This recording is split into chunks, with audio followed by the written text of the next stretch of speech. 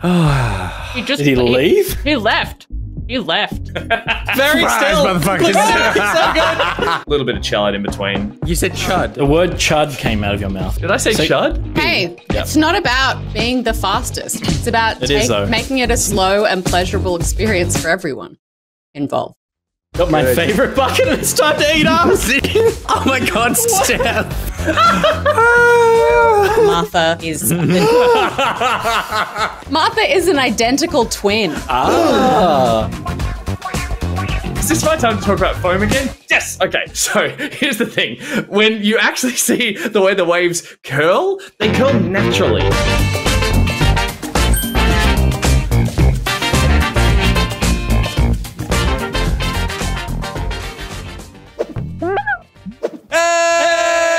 Welcome to Back Pocket for Thursday, the 10th of March. We're coming at you live from the Loki Studios. I'm Nick Boy Richardson, and I've messed. I'm very flummoxed because we started when I was in the middle of writing something. We don't have Steph. Show it's Peter Burns. Oh shit! No, this is Peter Burns over here. Little Will. Oh, he's off. Okay, he's probably cooking a sausage or something. It's Gus Ronalds. God. I'm Nick Boy Richardson, which you already know about. Steph, hey! Steph Dixon isn't here. Tonight on the show, I didn't write the blurb. It's gonna be good. Oh my God. Tonight's destiny is our death because we were taken out by a Kirby behind the wheel of a Gran Turismo. Tentacles ring-a-ding-ding. You get that one for this time. Yeah. You can't keep relying on the ring-a-dings. No applause for that. No. I was gonna write it when I normally do, but then we started putting on little headsets and everything true. got distracted. Yeah. Despite all that, I do have a feeling this could be our best show yet. Muso for Hire specifically points out this is going to be wild. Maybe not the best show yet. We have a reputation when we have a Stephless show, things get weird. Yeah. Things go wrong. They already have gone wrong, so they're only just ready to go weirder. Steph was out all day doing a real job. so she was trying to make it, but they ran late on the shoot. They always do. She was, it was too late. The craft service table didn't turn up in time. She demanded cucumber sandwiches. Yep. She doesn't like cucumber. She likes to take cucumber off a sandwich. Interesting. There's something She doesn't satisfying eat. about She just when likes you that as a eat cucumber process off a at lunch. She sandwich. throws it both away, but She that's puts it just... on right. Yeah. I just noticed your shirt. Yeah, it's an old print test that I found lying around the office. So we don't... It stayed a test. It stayed a test. Do you know why? Because of this bit. Oh, yeah, that was a bad idea. That was over. I think it was we were testing where it looked everywhere. You were obsessed with things on sleeves. You were like things on sleeves. It needs to be able to have it on the sleeve. And I was like, I would never wear a shirt that has like a little logo on the sleeve. Yeah. Remember as well, you desperately wanted to put a patch on the pocket. Oh, it was so weird. And we shut were up like, about it. We were like, it will limit us. And when it's a small thing, it'll look just like an orange blob. Well, we won that. Steph, come back. Yep. Steph, come back. That was a good fight to win. So you've reached a point in your life where you're just like wearing trash clothes around offices. Yeah, pretty much. I brought a shirt to wear, and then I was cleaning up the office. No, fuck this. I was cleaning up the office of all the trash that's in here, and I found this. Righteous. So you know what? Yeah, I will wear the rubbish that I clean up when I come in early. Yeah. But you did the test. It was your rubbish. You made the rubbish. You're wearing your own rubbish. Speaking of excellent shirts, and I did see Jepp said he liked it. What have you? Oh, it's fine. It's fine. Get out of here. Oh, Avatar: The Last Airbender. We got move a little bit to your right. That's not going to work. That's not going to work. Now to the right. Oh, yeah. Oh, shit. Double print. And Vegeta on the back. So personally, I have a problem with two full-size prints on front and back. So you're saying you have a problem with my shirt? I would. It's a great shirt. I would never usually buy a shirt that has a full size on the front and the back. As to my arm print, wherever that is, I'm okay with the shoulder print if there's like a little name. If we had back pocket there, the word, and this there, You know who the back print's for, though? We'll find out later. We'll find out later. Are you guys Avatar: The Last Airbender fans? Because I know a lot of people in chat are. I got a lot of grief because I said it was a kids show when I watched it. But it is. Yeah. I was like, it felt too kidsy. And like for me watching it as a 31-year-old when I tried to watch it last year. Yeah. I think if I persevered, I would see the beauty of it. But it doesn't necessarily get less kiddie, but it gets more complex as you go. But it's certainly a children's show. I'm in a difficult position that I'm sure a few people are in, which is that I stupidly decided to watch the movie. Like, I didn't even know really what any of it was. It's a live-action movie. There's not an animated film, is it? No, it was M. Night Shyamalan. Oh, M. Night Shyamalan. And it was, I didn't even know it was really a cartoon. I was totally oblivious to it. I watched that, and now I'm like, I can't go and watch. Even if as good as that show probably is, it's just, it's ruined. So, yeah, sorry, Sassus. I ruined it. But Kira's good or something. Legend of Korra? There it is. There it is. They're making more Avatar as well. The James Cameron, baby. The blue movie. Do you reckon those movies... Well, making more of this as well. But speaking of James Cameron's Avatar, those are supposed to come out this year? End of this year, yeah. Or is just one coming out, or is it like back to back? The first sequel will be the end of this year, but they shot them, made them. Yeah, are they doing it like The Matrix, where it's like going to be 6 months later or something? Maybe. It's probably going to be 12 months. Do you reckon those movies are coming out? But that was a massive shot in the foot for The Matrix by doing them close to each other, apparently. It didn't do well for the box office. Yeah, because The Matrix Reloaded sucks, so why would we watch it third? Reloaded was great. No, Reloaded was awful because... Reloaded was awesome. Because it had Enter the Matrix the game. Car flips in it. I recently rewatched them, and Reloaded is bad. There's some cool fights in it, but it feels like you walk out of it and you just go, it's just a trailer for the last film. Yeah. Nothing happened. It literally ends with this, like, massive cliffhanger that's not interesting. It's actually like, oh no, you just chopped a movie in half. Unlike, like Two Towers or something where you're like, you know that because told the whole story. You had the third one to watch afterwards. When you were seeing that in the cinema, I agree it's frustrating, but it was still kind of like, ooh, I wonder where it could go. You literally had the next movie to start watching. You saw a film and he's talking about cinema. Yeah. Oh, right. Yeah. It had the Merovingian in it. It was awesome. God, the Merovingian. God, he wouldn't shut the fuck up. I also rewatched all the Scream movies. Oh, God. Wait, great. They're great. Wasn't it like, didn't Scream 3 become a parody of itself? Scream 3 is like a comedy. It's a comedy film. Parker Posey is the only good thing about Scream 3. But Scream 4 is great. Like, as good as the first one, easily. Yeah. But then the latest one is pretty good. Apparently. What number is it? 5. Yeah. Right, and that was apparently amazing. Pretty good. I'm very excited to see it. For sure. People like Scream. Yeah, very excited. Very good film, Nick. Thank you very much. I was this old when I discovered that the Scream mask. Wait, how old? Like a month ago. Oh, okay. Oh, really? The Scream face is from the Scream painting. I never really did put that together. Is it the Scream painting? Yeah, I mean, yes. Wait, do that one more time. There it is.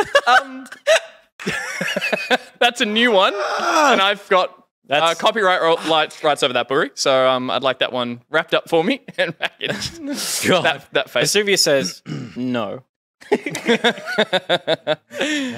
I saw the Scream mask, and then I know the painting and not the artist. But then I was like, oh yeah. It's just it was done with so much more stuff, with like the black hood and all that kind of stuff. But yeah, never really put that one together.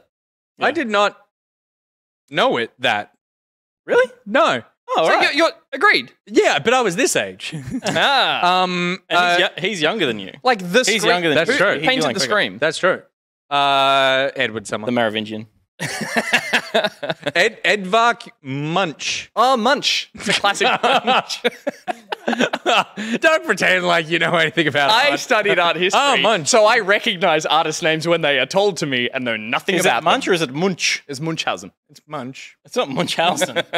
I assume. Friends knew it. I don't know. With my pronunciation, it could have been Munchausen. Oh, no. It's pronounced Monk.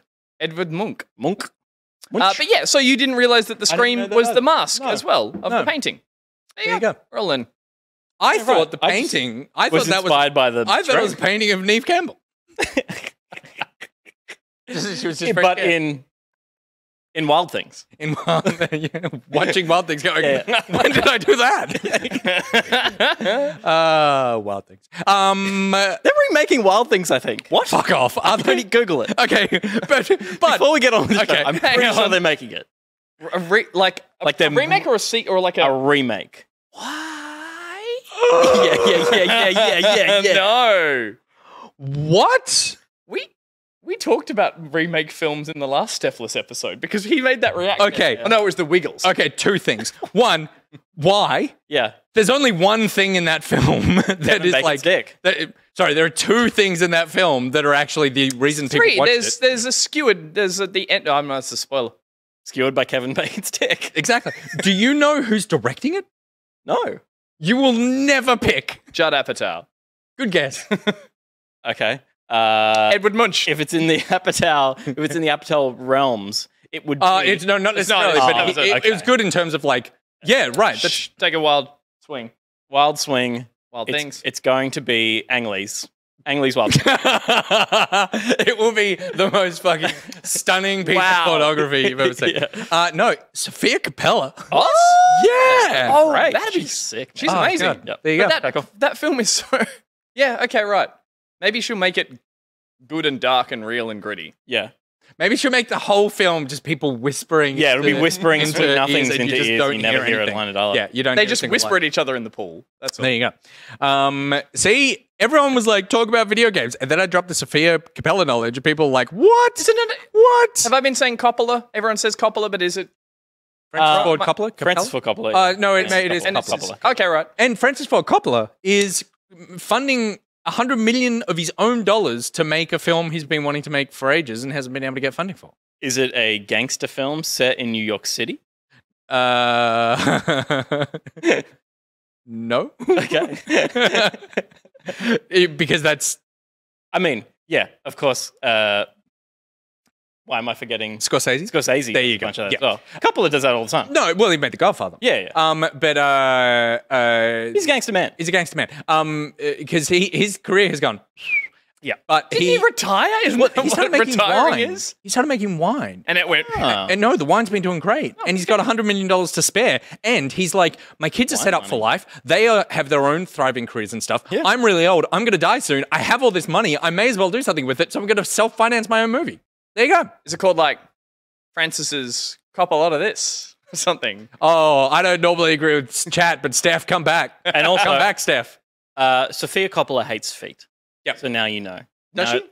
No, but the stream title tonight is Which Celebrity Hates Feet? Okay, good. No one knows those but you. And like maybe chat, we have no idea what that is for context. But I'm just trying to tie this all. Good. No. That was, There it that is. was elegant. There That was it very is. elegant. Speaking of elegant, segues into people who also hate feet. Dream PC are our business pocket partner. And let me tell you, if you want a PC that isn't a foot, you want to go to Dream PC. Because if you dream it, we build it. Or I got it right. I had to read it to check. Yeah. So is that what I said the first time? I said you build it, they dream it, we build it. You said you. Build it, they dream it. No, you just said it the wrong way around. You said they'll build it and then you'll dream it. Okay, right. Okay. I should clarify, and I can't remember if I've done this before. The only things they will build are PCs out of your dreams. Yeah. They won't build the fish that's also your mother. They won't build that abandoned car yard where the sand keeps blowing up in your face, which That's is my too recurring specific nightmare. to- yeah, yeah, that's my okay, right. recurring nightmare. They won't build a foursome that includes Bruce Willis from Pulp Fiction. I was going to say they won't build the one where the brakes don't work on my car, but I want to hear about this. Yeah, what's We'll talk about it in post. Okay, good. Wait, who is else? it? Me, Gus, and you and Bruce? Yeah, well, I just named one person in a. Yeah. Well, because the there's other two people. The other two aren't celebrities. They love feet. Okay, this is great post-show content. Fantastic. This is terrible promoted sponsored content. This is not what Dream PC signed up for at all, and we're so sorry, but you know what you were getting into. If you want a PC and you can dream about it, then they can probably build it. They have easy-to-configure PCs via their website, bespoke systems built to order. They are an authorized Australian market parts reseller, and they have live updates via their build tracker, so you know every single time they put a foot in that PC, and you're like, hey, I said no feet. That would And be. well, they're like, sorry, Miss Coppola, and they instantly remove it. That would be a that'd be a nightmare PC. And they don't do them. That's a failing sister company, Nightmare PC. Nightmare PC. Where it's just the parts and The irony is they made such bloody good computers. It was just the branding that let them down. Dream PC! And they're giving a PC away. And they're giving away a free PC. So if you dreamt last night about a free PC, you're in luck because they've got one for you if you win this competition. All you need to do is follow the links in Nightbot right now and head there. The PC is worth $2,400. It's a Gleam.io situation where you just follow all the links and click on all the things and do the I want to subscribe to Backpocket and watch their YouTube channel and like subscribe to their Twitch and follow their Twitter, and you do it to a Dream PC as well. Every time you enter, it's another entry into the competition. They're drawing at the end of the month. Bam! Get that PC in your house. Out of your dreams and into your house. Out of your dreams and into your house. Get out of my dreams and onto my now, office. Keep it post-show safe. Yeah, keep it show safe. Yeah, not post-show. Yeah. Out of all the things you've dreamt, what would you like to come true? Gus, I'll start with you. And chat, I'd like to hear your opinions as well.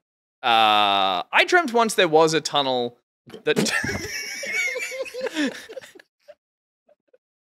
I finished. Yeah, but it's still funny. You know what? I have finished.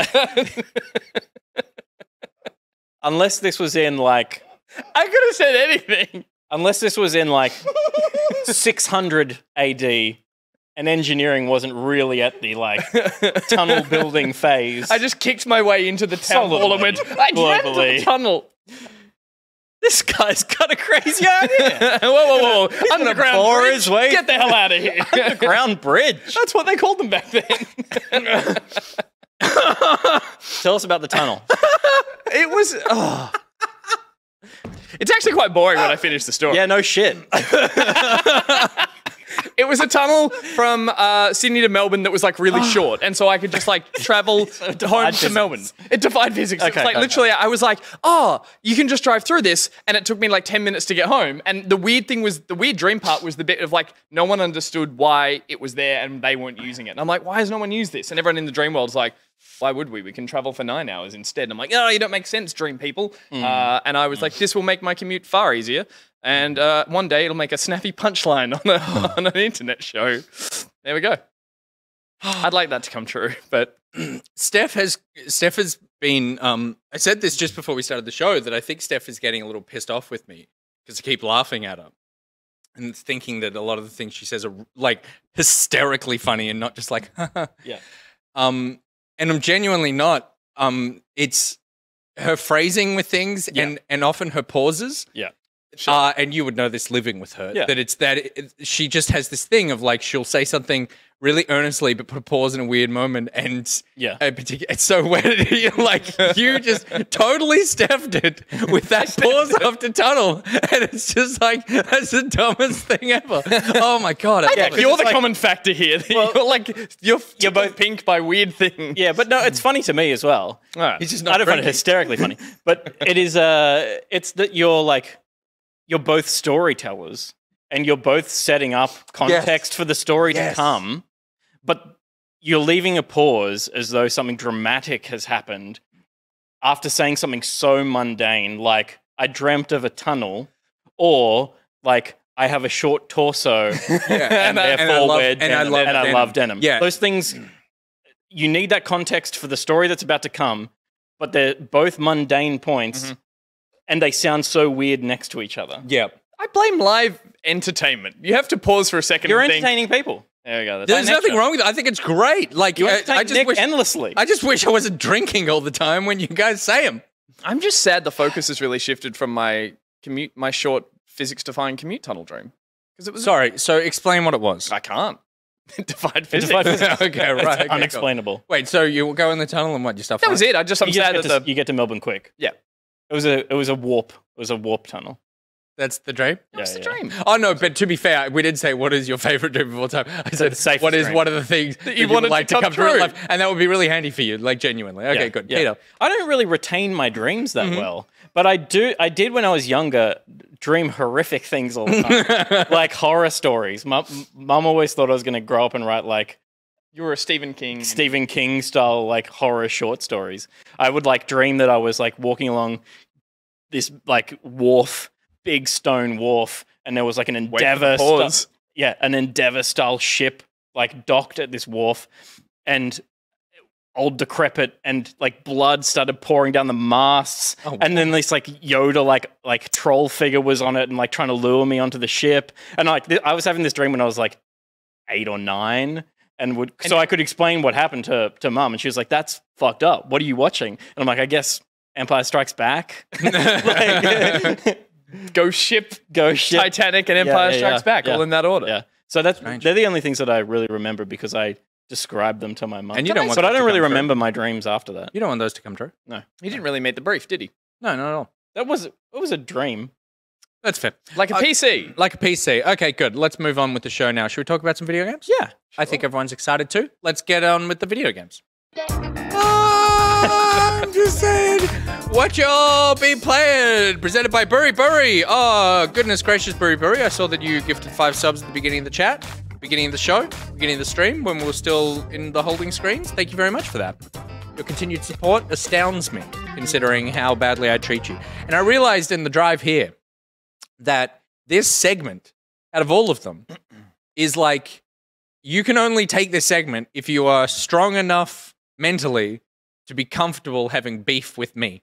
Because it happened with Loki Cat, it's happened with BuriBuri, and if she decides to move on, whether from like stopping her patronage or just age finally catches up with her, then she, like, whoever steps up is going to need to be aware that, you know, you and I are going to have a problem. It is get negged. It's sponsorship by attrition. No, it's just like it will weigh you down, and you need to have a fair bit of gumption to put up with what is thrown at you each week. But we love that you guys do, and you have such strong resolves until you don't, and then you leave until you're finally beaten to a pulp. BuriBuri says, "How old do you think I am?" And I know that's a trap. Yeah. Swarm55 gifting 5 subs to the chat as well. Thank you very much, Swarm. God bless you, if there was one. Okay, let's talk about some video games. Shit. Well, let's start off a little reverse. Yeah. Because out of everyone on the Back Pocket team who's been playing something new, the person who's probably been playing the newest and biggest thing is little Will. Yeah. Who's been playing Gran Turismo. Will, talk to us about that. Oh, no, he's off again. How many sausages can one man eat? He took the 5-minute tunnel! Came full circle, baby! It's real! It's real! It's very sweaty, though. It's a sweaty tunnel. I left that part out of the dream. It was a very sweaty dream. It's damp down there. Yeah. Oh, that's why no one was gone. Hello, everyone. How are you, buddy? Hey, buddy. Welcome. It's so nice to have you in our little room again. It's been lovely. Will's been here for the whole day, basically. And the 3 of us are the only people who know about it, correct, Will? Yeah. Mum, like, I would say probably the second ad break, can you drive here and pick me up so I can leave here? Oh, yeah. Please. Yeah. Roxy? Please. Please. Please. And Roxy, this isn't a bit. He actually needs you to pick him up. Yeah. So Roxy, I'm sorry that you missed the video end of isn't the a bit. show. We don't want to drive him home. Yeah, that's There's true. that too. I know, but you didn't have to hold your crotch. Yeah. Shut. It was like an awkward height as you It were was walking the out. only thing people could see. Yeah. Anyway, so come pick up your son and his crotch. Will, in the meantime. Yeah, can I talk about the game? Yeah, Please please. do. All right, I'll talk a game. This is Gran Turismo 7. This is a game. I'm like Ryu. Oh, fuck. Go ahead. What's happening? No, you're fine. nothing, sorry. Tell me about the Speed Racer. Okay. This is the 7th Gran Turismo. I will say, I used to do this for a job. I really, really love this. I personally actually skipped GT6 and GT Sport. Sport kind of mainlined more of a like e-sporty kind of training up Sure. play games, and 6 didn't do much. It was still kind of PS3, PS4 era. Yeah. This is across both PS4 and PS5, but definitely feels like a next-gen game. Mm-hmm. And it does something that I really appreciate. It gamifies GT in a way that I haven't really experienced before. GT is a video game. It is. It is. But usually you just kind of have like It's a racing races to Fair. do and just there's no real progression in terms of a story. Yeah. It's just kind of this introduces what I guess is a battle pass in a way. Oh no! Oh yeah. It's It's that time of the year, or life. It's a thing called GT Cafe, and I'll try and get to it. There you go. That's the little cafe. It's where you can park all your sedan, all your little hatchbacks. Jay Leno, Larry King will give you some information about cars. Wait, really? No, it's not actually. Larry looks King's a lot dead, like isn't he? Larry. Yeah. Yeah. There is a lot more like stock human beings in this game than I remember, and they all try to have personalities. Chris is a stock photo. Yeah. What the fuck? Yeah. Chris, Sarah, there's a man called Luca who owns this cafe and very much wants you to stay there in a way which is kind of uncomfortable at times, and keeps urging you to come back to his cafe. But the idea is you get these little menu books. GT hasn't understood that you don't eat cars. And they get you to go through this like races that get set up or tasks to go and do. And each menu book will kind of be like, here's 3 cars to collect. And those cars will be tied to a race, or it'll be like, go earn this license and come back and I'll give you some more tracks. So it's actually like the content's kind of locked away and drip fed through this little battle pass. Yeah, right. Which, like, yeah, for me, I've always loved these games, and I like pausing them. I always find that I like dip into it, play it a bunch, and then never touch it again. Yeah. And not play it as a game, play it as a like, oh, it's the new GT, so I'll just drive some. This is the first time I'm eager to get back in and like continue playing a GT game. Yeah. And also, stop, William. Stop it.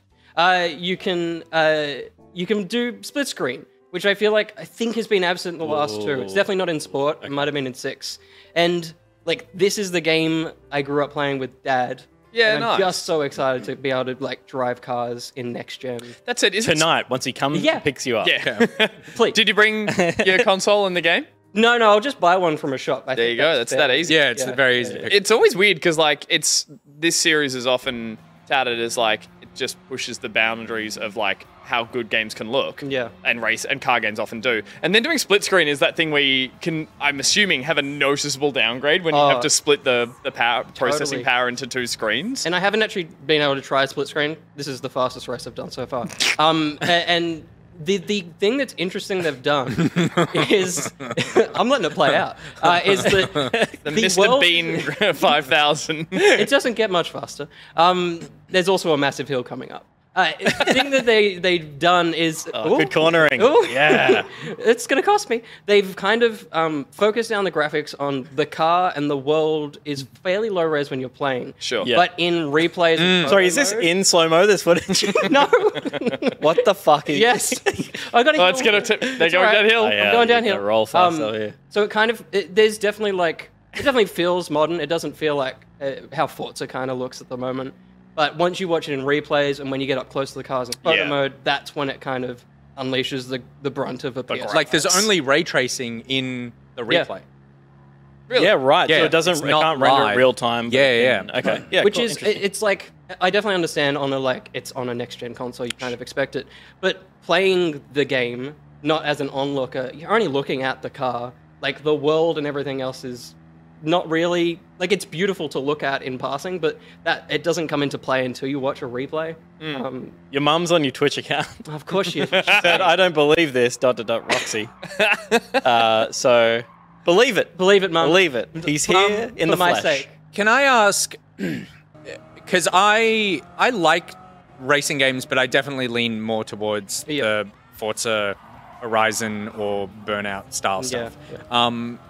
The big thing with me with something like particularly GT is how bitsy it all is. Like it's kind of like you'd get in a race and then you like jump out of that race and then tune your car and blah, blah, blah. Is this still like that or more so with the cafe edition or? Yeah, like it is as bitsy and menu based as it ever has been. Like in terms of your basic day-to-day in GT is you'll load up in a big old map, which has a bunch of different places you can go to.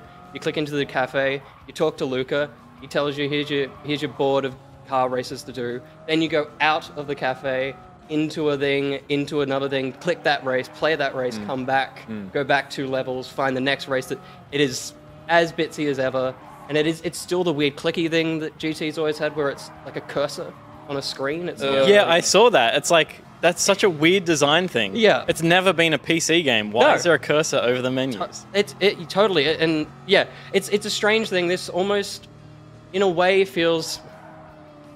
this is almost a tunnel thing, but I won't leave a pause. In a way, feels like Horizon, in the sense that if you have not played Horizon at all, and you play this game, that's weird. If you haven't played a previous GT and play this game, if there is like a space between this, you really enjoy this for what it is. But I feel like if you'd played Six or Sport pretty close, I don't think this has much of a change.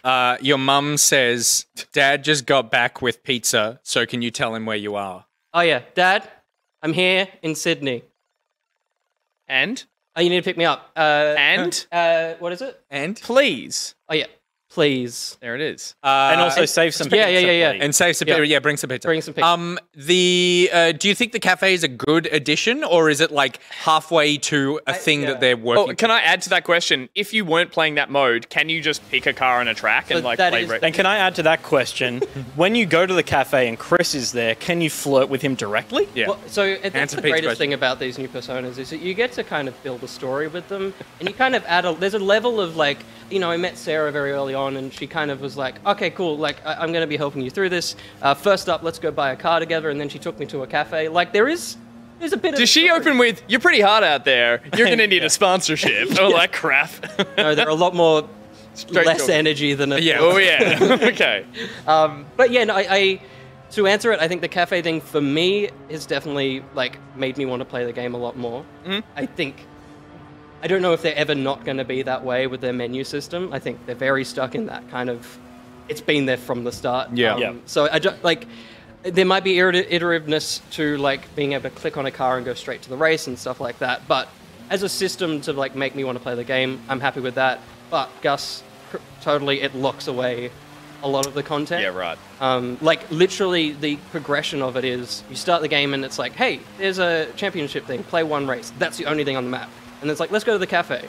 And then and then you play a couple of races, and it's let's go to the auto shop, and here's how you can change. So I think I played like 4 hours before I could do arcade stuff or like split screen or. Oh wow! So a lot of like it is strangely like it's the entire game is a campaign. It's like we would repeat everything to you, which because GT is the opposite that usually I kind of like that because it's forcing me to continue play the game and like. Enjoy the content gradually rather than go like, oh, I've played on Panorama, I've played on this track, and I've kind of seen what the game looks like, I'm out.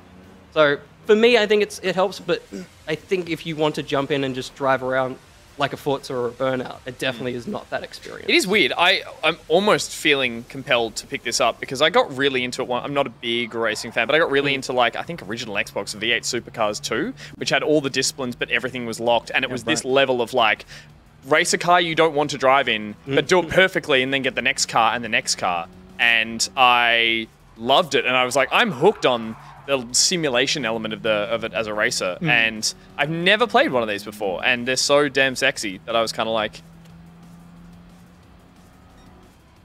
It's because Will's mum said, "Nup, we don't believe it," which is what your dad must have said. So that was Pete's version of holding up today's newspaper in front of you.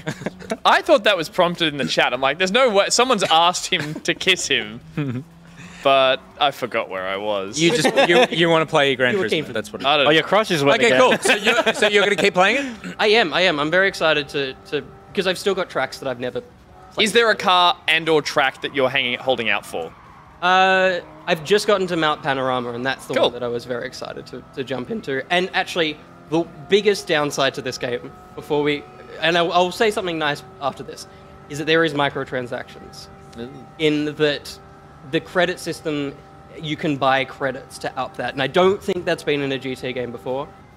And I will say there's never a good price for microtransactions, but there's kind of $3 will be the amount that you're like sitting on. You're like, I don't really want to do 2 more races, and it'll get you over it. And that, for me, it's only happened once, and I just wanted a DeLorean, and I was like, $3 is going to get me a DeLorean. Okay, so does it give you a competitive advantage? Well, I haven't raced online, but I guess it could. Yeah, okay. I guess which is the worst part of microtransactions, totally. So that is my major gripe with it is that, and it's very apparent. As soon as you earn credits, it pops up and it's like, top up? Do you want to just give us some money? But I also like the game, so it's good. Just didn't want to end on a downer. Uh-oh, Gus. Nothing to be down about. Yeah. Fuck her up, Gus.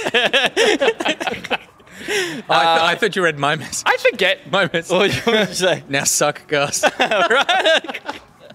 I forget you like racing games. It just does not come across in any of your other pursuits. So this surprises me that you love this. You're not a fast man. I'm not a No, I know. It was a real surprise that you were super excited. To be fair, in the thing that you pursue hardest in your life, which is creativity in edits and and post-production, you're very fast. That's true. That's You're true. a very fast worker. So you're basically the speed racer of Speedy fingers. post-production. We talked about Speedy Fingies.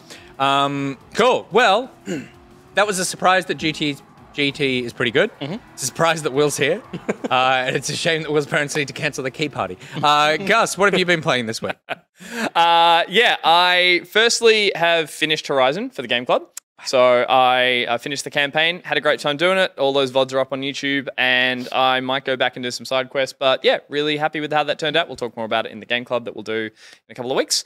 Other than that, I just dabbled in a couple of small games. The first one, which just came into, I think it's early access, but it's pretty much a release, is Have a Nice Death, which is a roguelike and is a game that drew me first and foremost because of the art style. This is the opening cutscene. We'll crank a bit of volume here. It is super charming. You play Death. And just watch this. All hand drawn.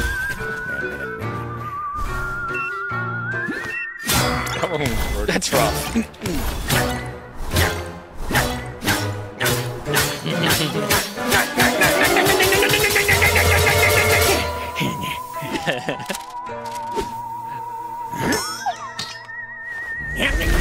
So this opening cutscene does a really great job of setting up a very basic story, which is you play Death. Death gets too overworked, so sends out these creatures to start doing his work for him.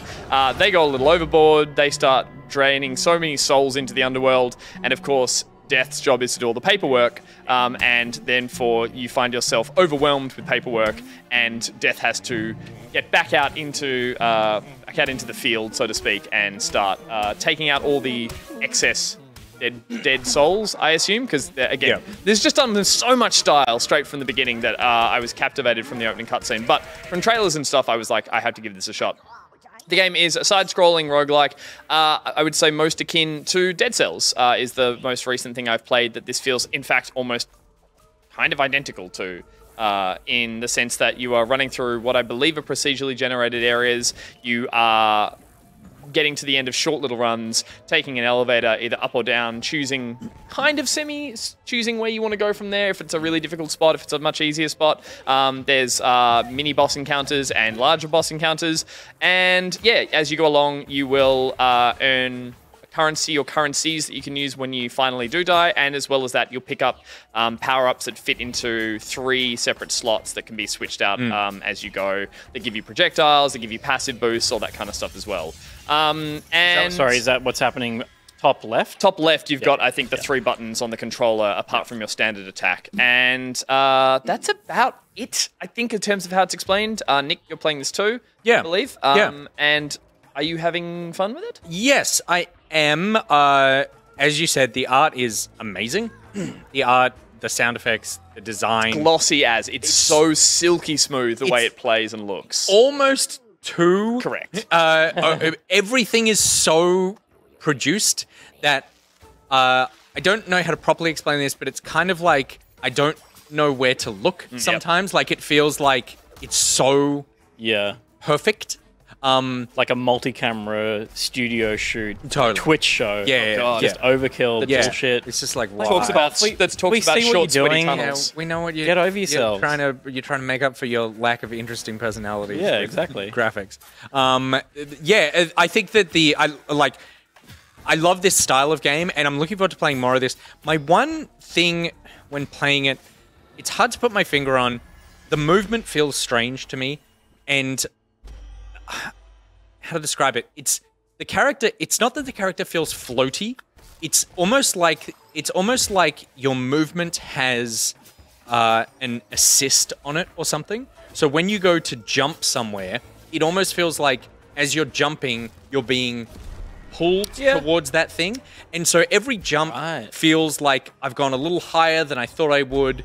Everything, it just doesn't have the weight. The character doesn't have the weight that I think the character needs in a game like this, where actually what you're doing is a ton of moving around, combat, precise stuff. You're very light and floaty, whereas not in the same way as a Little Big Planet or something. And not in the way that like Ori has physics that you like. You feel the arc of a jump and the sliding down a wall, or even a sort of Hollow Knight maybe even would be another example.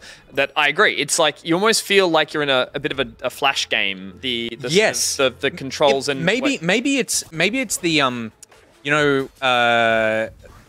what's the word I'm looking for? Like when you jump, you get there's like a inertia. Thank you very much. You don't. It's like your character doesn't have inertia. Like they push off and they just like Flash is a perfect example. Just go to where they go at the same speed the whole time or something. Right. Whereas like when you play Hollow Knight, tweening, it's all consistent. It's sort of binary on and off. So that was the thing that when I first started moving around, I was like, oh, this feels a bit weird. As I went through, I got a bit used to it. I still notice it. I want to keep playing this because I love everything that this game is doing.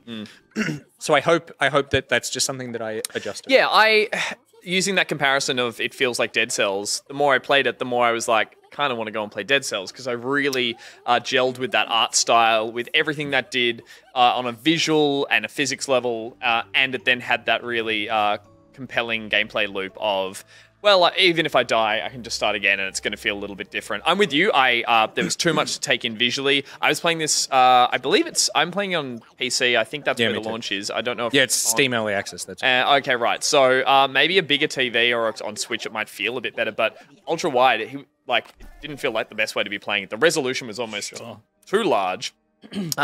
Because your character is so tiny, the effects are so large, you end up playing based off almost sound and controller vibration response. Like, you know, when you've killed someone, it's like thick, thick, thunk, and you feel the controller vibrates and a certain sound effect goes off, but you're not really seeing it visually. So in that sense, you're right. It feels like it shot itself in the foot a bit in terms of the art team just went nuts. And it would look great if it was a slower paced game, or it was a more zoomed in methodical game, or it was being shown off in a trailer, which is what, as I said, really hooked me to it. Yeah.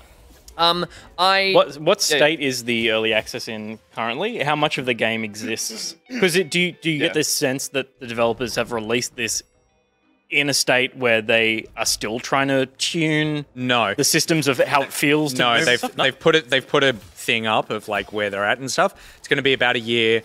They're adding more content, more bosses, finishing the story, all that sort of stuff. But the game is not feature complete, but is apparently like you'll just get more of this. Yeah.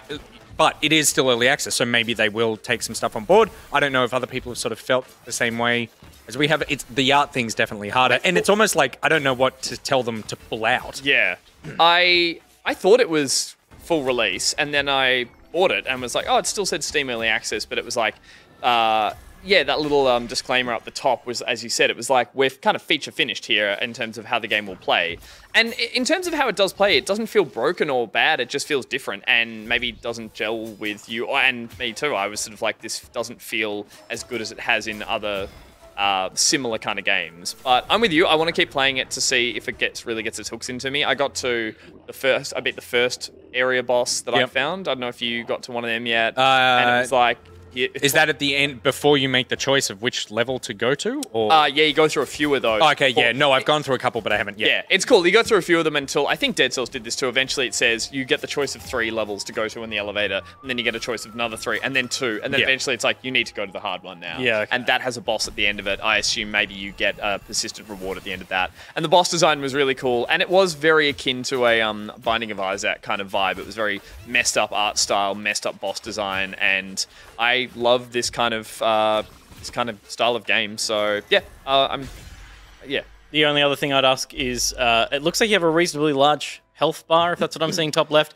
Yes. Is it challenge-wise? Does it feel like pretty forgiving No, I would say that health. There's very little things around the world that regen your health. Okay, right. You can pick up like an orb thing that you consume that will regen, but they're not very You plentiful. might not find that. Yeah, and they don't. You might get a sort of run just without it. You might get a naturally run where... regenerate. Yeah, I think there were little health boosters I found that were just drops, and again, that's randomized. So I had a run where I was playing well, but just taking a little hit here and there, that whole health bar was right down. I was like, oh, okay, I'm actually stuffed here, like for this boss fight. So I think...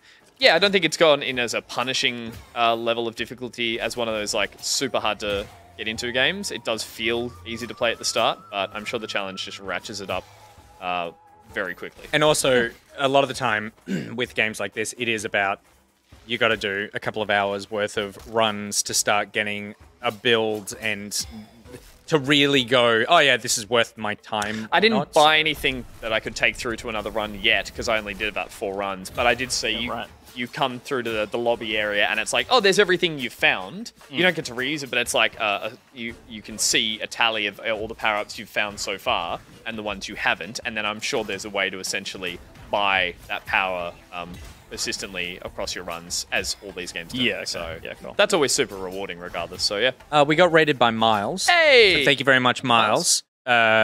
Miss you. Well, actually, has he... Oh, Another time Windows. Another time. Windows. I don't know if he's confirmed, but we may be having Miles on the news on Monday. Yeah. I mean, he did confirm, but I haven't Check your DMs. confirmed. So, oh, right. Yeah. No, like he was like, DMs. I said, I don't want to pressure you, but do you want to come on? He was like, no, pressure me. I'll still say yes. Be on the show or we'll never talk to you again. Yeah. So that would be good. But can I add something? Yep. Please. Oh, yeah, good. Thank you. But I did see someone, a couple of people were like, is the guy on the right the one who does the news on the couch on the right? No, they were asking about Spawn Point. They said, is one of these people from Spawn Point? Oh, okay, right. And the answer is that one was on Spawn Point. Yeah. Fuck yeah. And the other answer is he was on Spawn Point.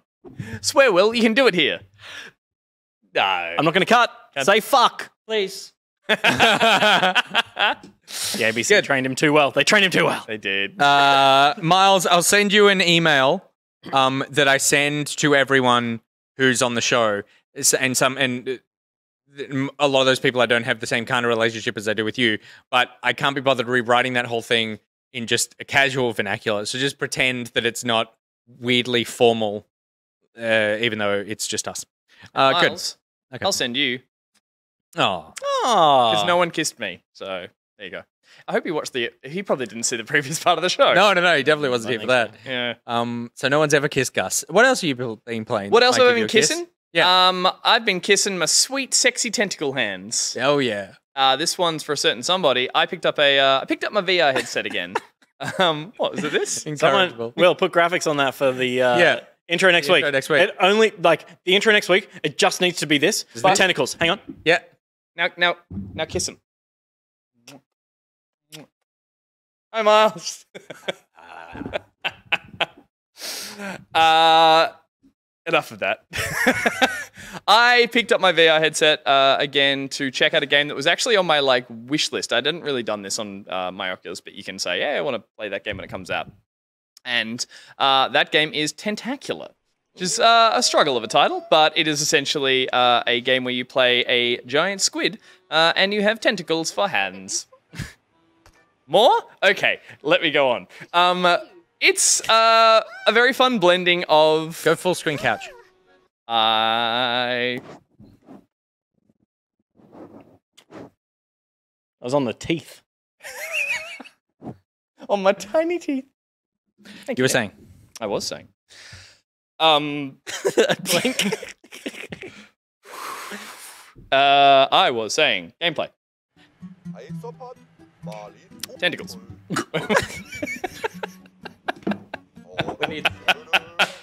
Steph! Stop fucking the thing that this game does really, really well, I'll cut to the chase, is it messes with the idea that you're actually in control of you're in control of the base of the tentacles. My hands stop where the base of those tentacles are. So it's like you're holding... It's like you're holding pool noodles. Yeah. Is the best way. Sticky pool noodles. And the physics in it are great. So it does the good things that VR games should do. It's got great physics. It's got a very cute diorama art style. I've seen a lot of VR games that I haven't played be like, it's a little diorama. Totally. Go put your head in the window and look at them. And it's like, I don't want to. It's a story game about a man. On a sketch. Look at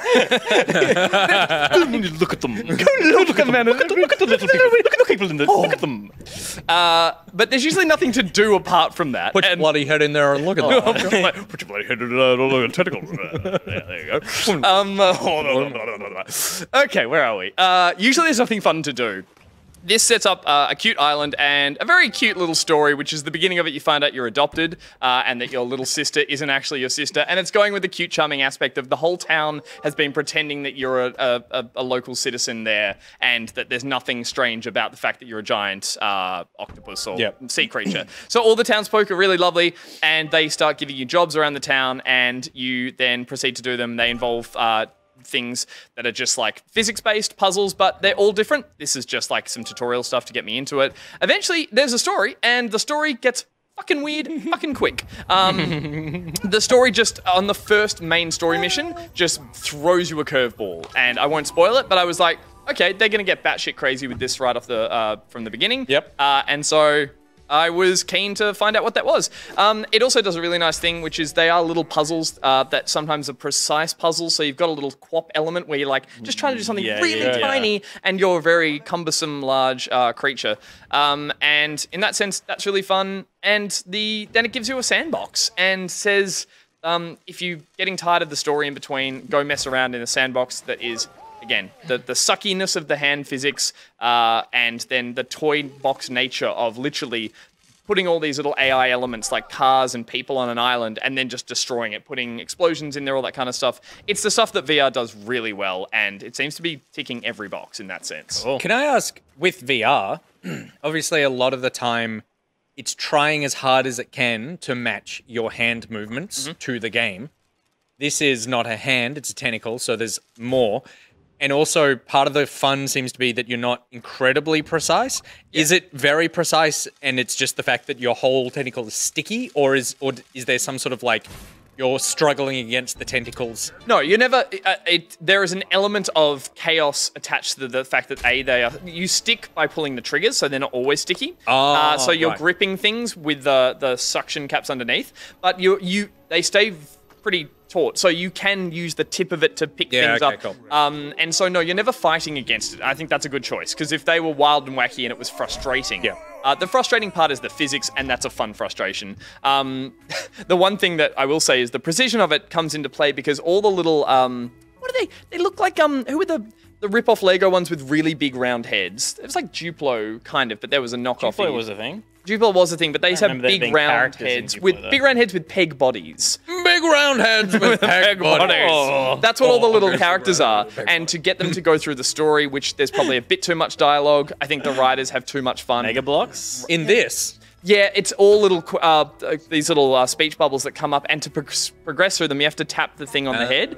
But that does lead, I wonder if this is by choice, to the fact that you end up, one of them's your cute little sister who's like, I know you're my big brother, but I still love you. And you're sitting there going, smack, smack, smack, smack on the head. And then eventually you just go, grip, and throw them into the distance. And Pete heard me in the office. You just hear this surround sound go, well, because you're playing it here today. Yes. And that's the other thing I'd say about this game that I haven't really seen in any other VR game, is that while you were in the space doing it, you looked really cool. Thank you. You looked so cool playing this game in VR. And it's not typically the case with VR, but like you were really hot today when you were flailing around. I love bloody cool. I love bloody. Thanks so much. And finally, no, I forgot. Fuck. Hey, don't hide it. Don't try to fix yourself. You were having fun. You were turned on. You were laughing and smiling. Literally, last thing. If you. The one last impressive thing, if you move your hand or tentacle that's beyond where your hand is past obstacles, it doesn't pass through them, it gets stuck and moves around them accordingly. Oh, cool. So it's that cool thing where you start kind of walloping the landscape with the ends of your tentacles, and it's making amazing sticky slappy noises, and it's just undeniably satisfying. So yeah, this is really cute, and this is like a better version of if you put someone into a headset and say, play with this for an hour versus the usual. This is me just being happy that worked. So yeah, really cute, really good fun, and seems to be taking a good part of everything that VR has been doing in separate games and putting it all together with a cute little story. So and a nice reason to pick up the headset again. I haven't done it in a while. There's not a lot coming out in the last few Yeah. I was going to say months, and I'm like almost a whole year of just I keep forgetting that we're getting a PSVR 2 and just going like, wow, it really feels like everyone's moving away from that. Yeah, but then they're going to lean hard into just their Sony exclusives for that. And so I'm excited for that, but I'm not excited because it's going to lift the tide of VR in general. Yeah, so there we go. Yeah. Valve's moving on to the Steam Deck. Oh, yeah. Everything's going to be portable. Yeah. Okay, that's what you've been playing. Pete, what have you picked up this week? Come on. Just say it. Just Destiny. There it is. Thank you to everyone who came to watch the day one raid attempt on Sunday. We started at 5 a.m.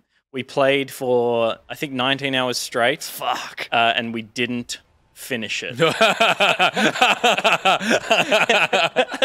Why is that funny? You checked in, I checked in. We got the greatest sort of like vignettes of what. It's not funny.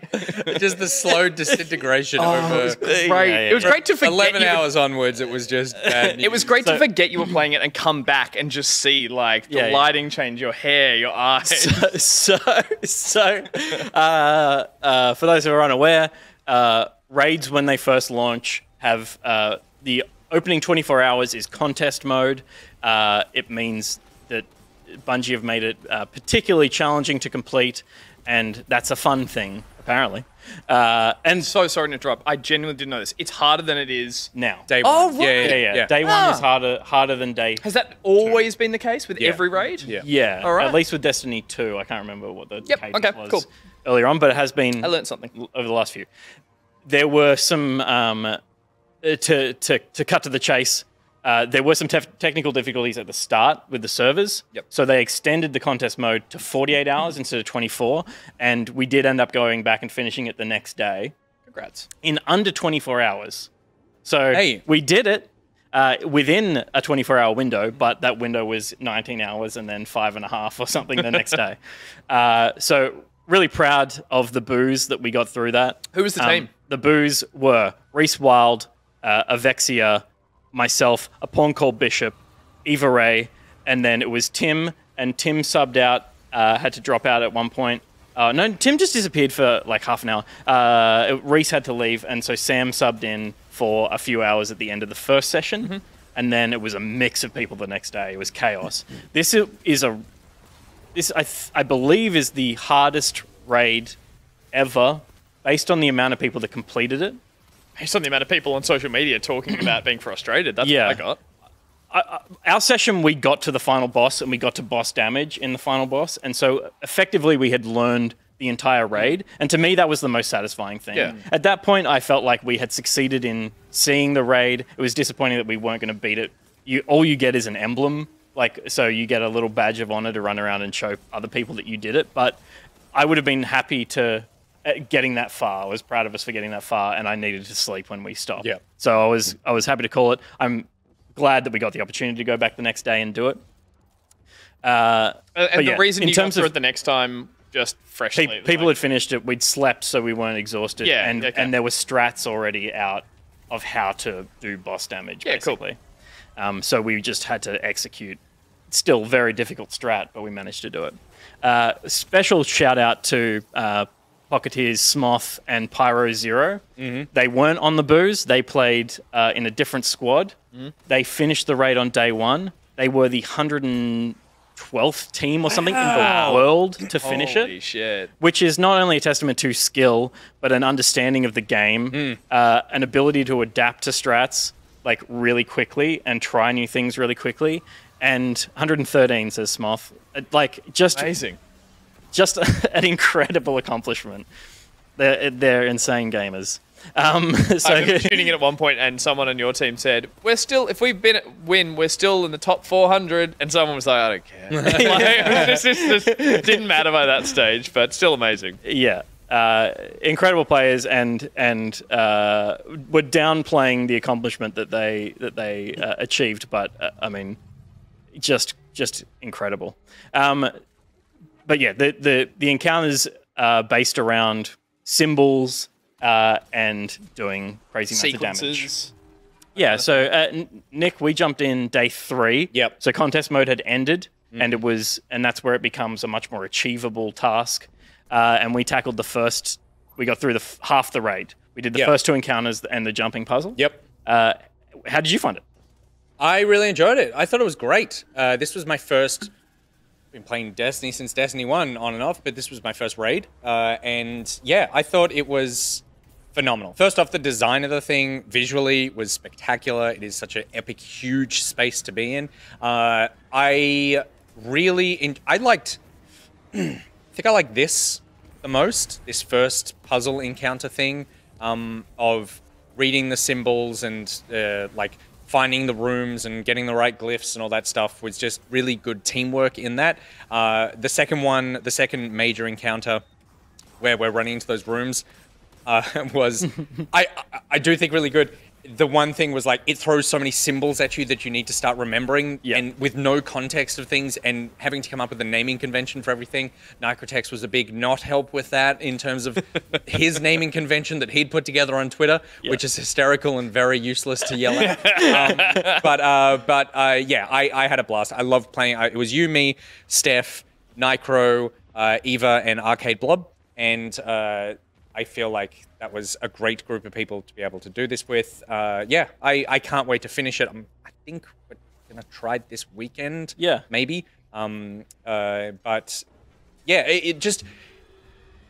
Avexia particularly has been the person who keeps going. It's the best content in Destiny. You should be doing this. And as a solo Destiny player, I find my own fun in Destiny, but the encounter stuff with this was really satisfying to get through. And I think that I particularly appreciated that you and Eva did a really good job of going, here's the general premise behind this thing. Let's do some runs and see if you guys can figure it out and then point us in the right direction. As opposed to, like, the day one thing to me does not hold any, like, smacking my head against the wall trying to figure, like you said, we did something.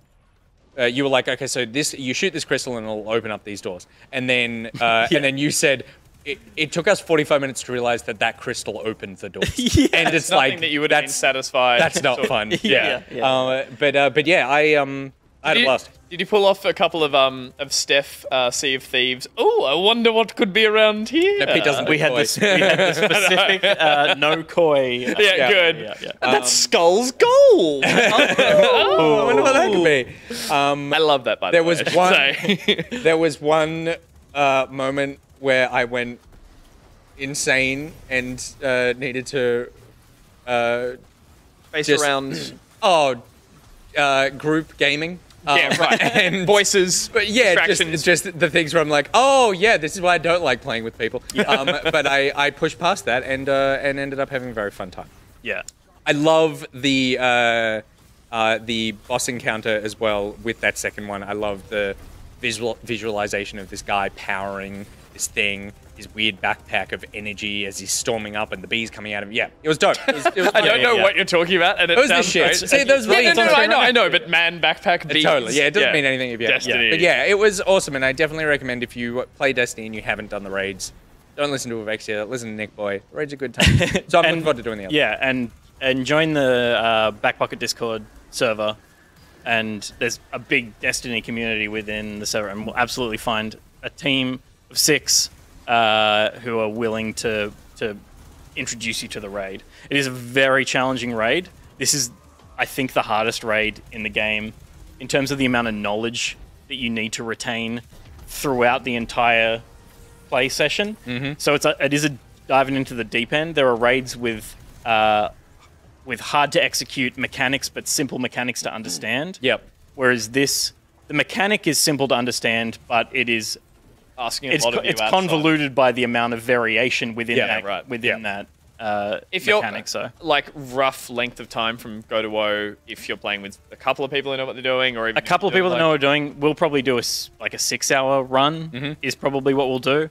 But the people that are used to playing raids consistently are already doing hour 15 runs. Okay, right. So if you knew everything and were really good, like once I get through this once, it will take me half the time the next time, and then if I do it a couple of times, I'll be able to do that in an hour and 45 minutes. No, I'm aware that's a way that people do go back. I was just curious. So an hour and a half of people who've known everything, you can kind of extrapolate how long that would then take you if you're working stuff out. Yeah, it's cool. It's cool. And what else have you been playing? Well, I checked out the demo for Kirby and the Forgotten Land. Yeah, did it suck? Too. It didn't. Oh, good one. Kirby sucked. The game. I forgot for a second and went, what? Oh, yeah, the thing I just set up. Yeah. Go on. Kirby sucked, but the game itself is okay. Did you play it as well? I didn't. Okay, No, I did. And you've played it? Yep. It feels good, but I guess I just was expecting in a 3D space a bit more freedom, and it is a very linear game from the 2.5 levels. There's kind of 2 levels and a boss. It seems like there's only one way to do it. You need to equip this thing to attack that thing to move to the next part of that map. There's not a lot of flexibility in how you play. There's different abilities that you can steal from enemies and stuff, so you can choose which one you prefer to use, but ultimately you're then swapping into the car to drive through the wall or the cone to punch a hole in the ground. So it's a very simple game, but the execution is pretty and fine. I wasn't blown away by it, and I was frankly pretty disappointed that it wasn't more. I think because fickle. Yeah, I feel the same because it's basically, even if they don't say it, the pitch is we're doing for Kirby what we did for Mario Odyssey, with Mario Odyssey. Yeah. And that's the unsaid thing. And going into it, the perspective is a little strange to me. It's like a little too isometric-y for me. I thought I would be... Not that I thought I've seen the gameplay trailers. It feels like I want to be a little more down with Kirby so that I feel like I have a little more control from his perspective rather than just like directing him. It felt a little floaty moving him around. And then a very small quibble. I kept forgetting which button was attack because it's the same as suck. Yeah. So it's like suck up the thing. And now because you don't have the suck mechanic, it's now fire. Yeah. But to me, it was like, that should be a different button because that's the suck button. And so... And there's also not a lot of input in this game, so that should be so solved. It's not Metroid where you're like, which control is it? So that's a small thing. But yeah, Pete, I'm with you. Like, I think it's super cute. And I mean, the first couple levels definitely felt like we are introducing a mechanic to you and we just need you to wrap your head around this thing. Almost like it could be made for a demo. But maybe the game will open up more, but the levels, were pretty linear. There wasn't too much to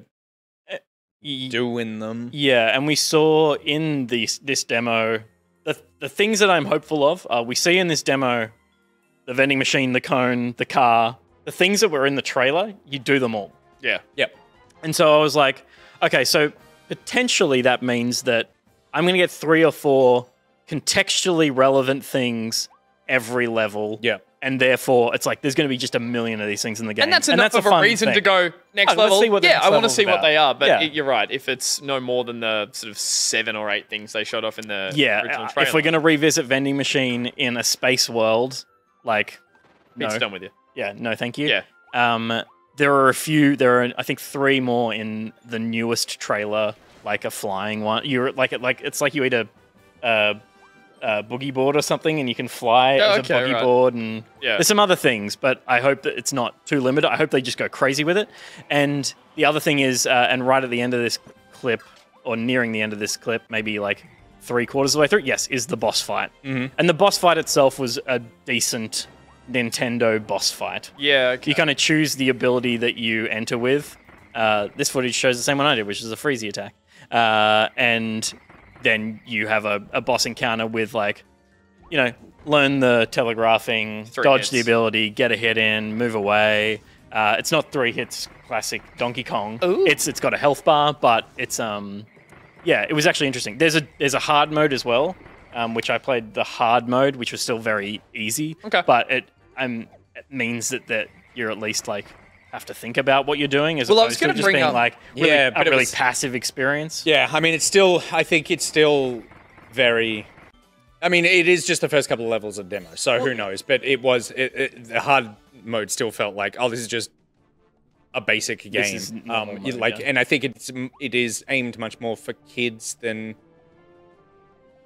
than a lot of other Nintendo things. But it definitely feels like Banjo wants to play this, and I'm like, yeah, you will get a kick out of Yeah. this. As the biggest Nintendo fan probably in the room, I'm like, I've never really seen the draw of Kirby. I played the original Game Boy game and loved it, but it was a game that I loved it because I could finish it every time I booted it up from go to woe. And that's kind of that's what the challenge is in a Kirby game. It's not the difficulty, it's just what you do in each level. Famously though, the thing I'm holding a little bit of hope out for is, first of all, I like that they've put a hard mode in because maybe that does scale with the later levels and there's a challenge, because Kirby Star Allies, which I definitely think it's more hard is normal and easy is like... I'm happy with even that kids. because Yeah. I worry that Kirby always falls into the category of like the Yoshi games. It's Yoshi and Kirby games are the ones that have very little punishment for the challenge that's there.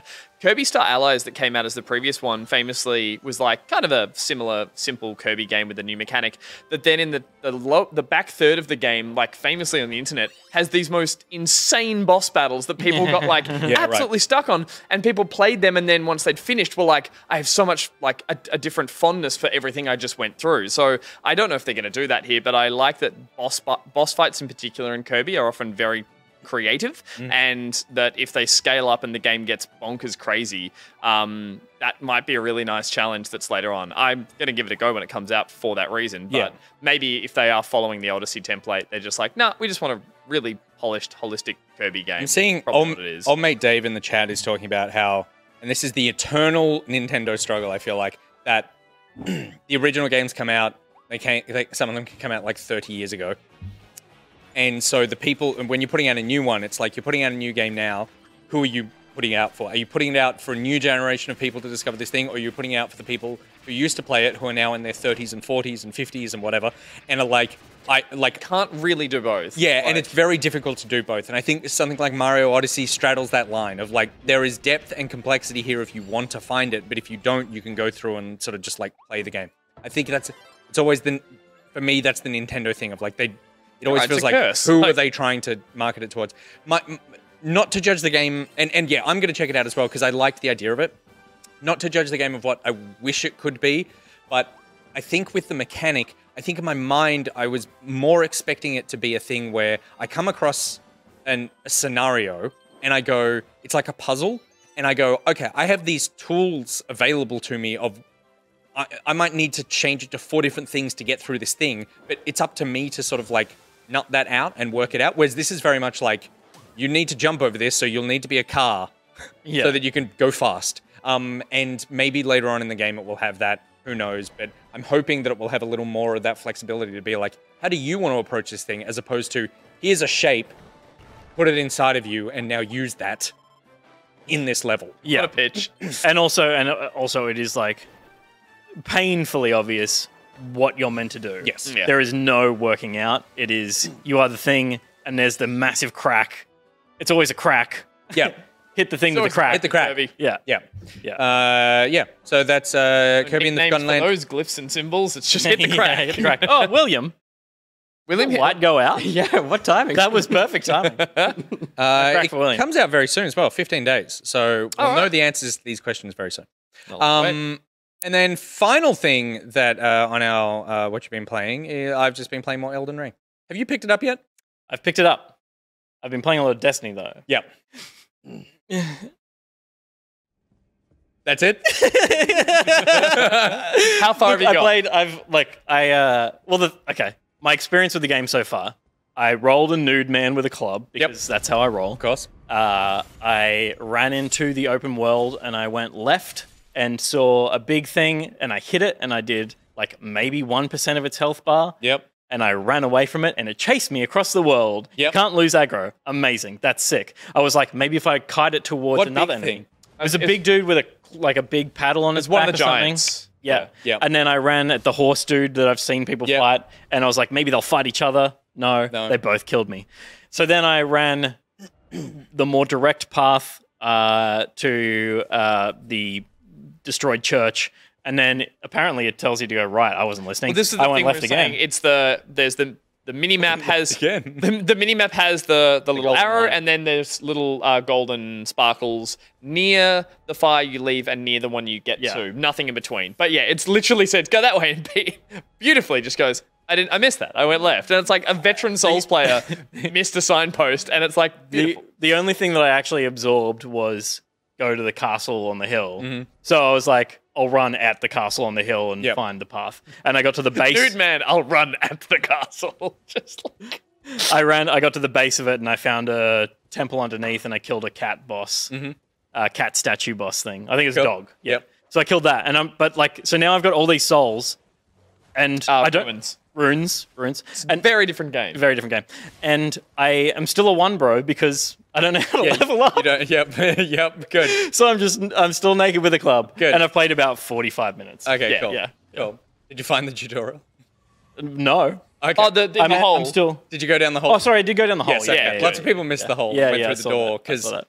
you walk through doors in video games, and that makes a lot of sense. Yeah. Don't fall down Don't holes. fall down holes. Yeah, okay. But you've been playing a bit and still digging it? Yeah, so I'm like 30 hours in now. Wow. I think this could be one of the greatest video games ever made. Great. I genuinely am like, it is all I think about. I have explored every inch of the opening area, like the first main area. Main part, south. I've done sort of half of Caelid. I've done all of the Stormvale Castle. Is that because you are leveling up to fight the boss that stops you move forward, or this is a choice you're making? So I went up, I played for like 4 hours doing something I have never done, or the only other time I can, in the last decade, I can remember doing this in an open world game is in Zelda, of going, I actually just want to go explore this world. Yep. So I did 4 hours running around. I then went up to meet to this castle, and I was like, okay, let's check out the castle. I went up to the castle. Margit was there. He killed me like 6 times. And I went, okay, I'm not ready for this. So bug it off. Explored the rest of the map, of that first area, down south, all of that. Played for about 20 hours. Went back to the castle. Walked into Margit and melted him in 30 seconds. And I was like, cool. But I don't think I want to continue into the castle. So I'm going to go off and go do other things. So I went off and did other things. I came back to the castle. What you were saying last week about how you miss the souls, that's the castle. corridor. Yeah. Yeah, okay. The castle is like an entire video game in the map of an open world video. Oh, You just go, you can spend... So I spent about 4 hours wandering around the castle doing a thing, and I was like, okay, I've seen all of it. It's time to go to the boss. And then I went in. Actually, this was at. So this is Godric, the first main, like one of the 5 or 7 that you need to kill. Yeah. And I saw his door, and I was like, it's 1 o'clock in the morning. I just see your character doing that.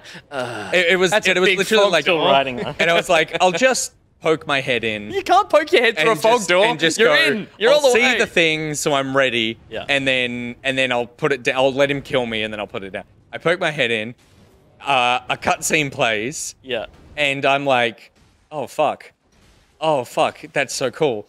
I start fighting him, and I get him down to half health. Oh. And I'm like, Without even I gotta go for it. trying. and so then another cutscene plays, and I'm not going to spoil anything. Yeah. But the thing that happens in that cutscene is one of the coolest things I've ever seen a boss do in a video game. Great. And I'm like, what the fuck? And then I was like, well, now I have to kill him. Yeah. And so I killed him. Nice.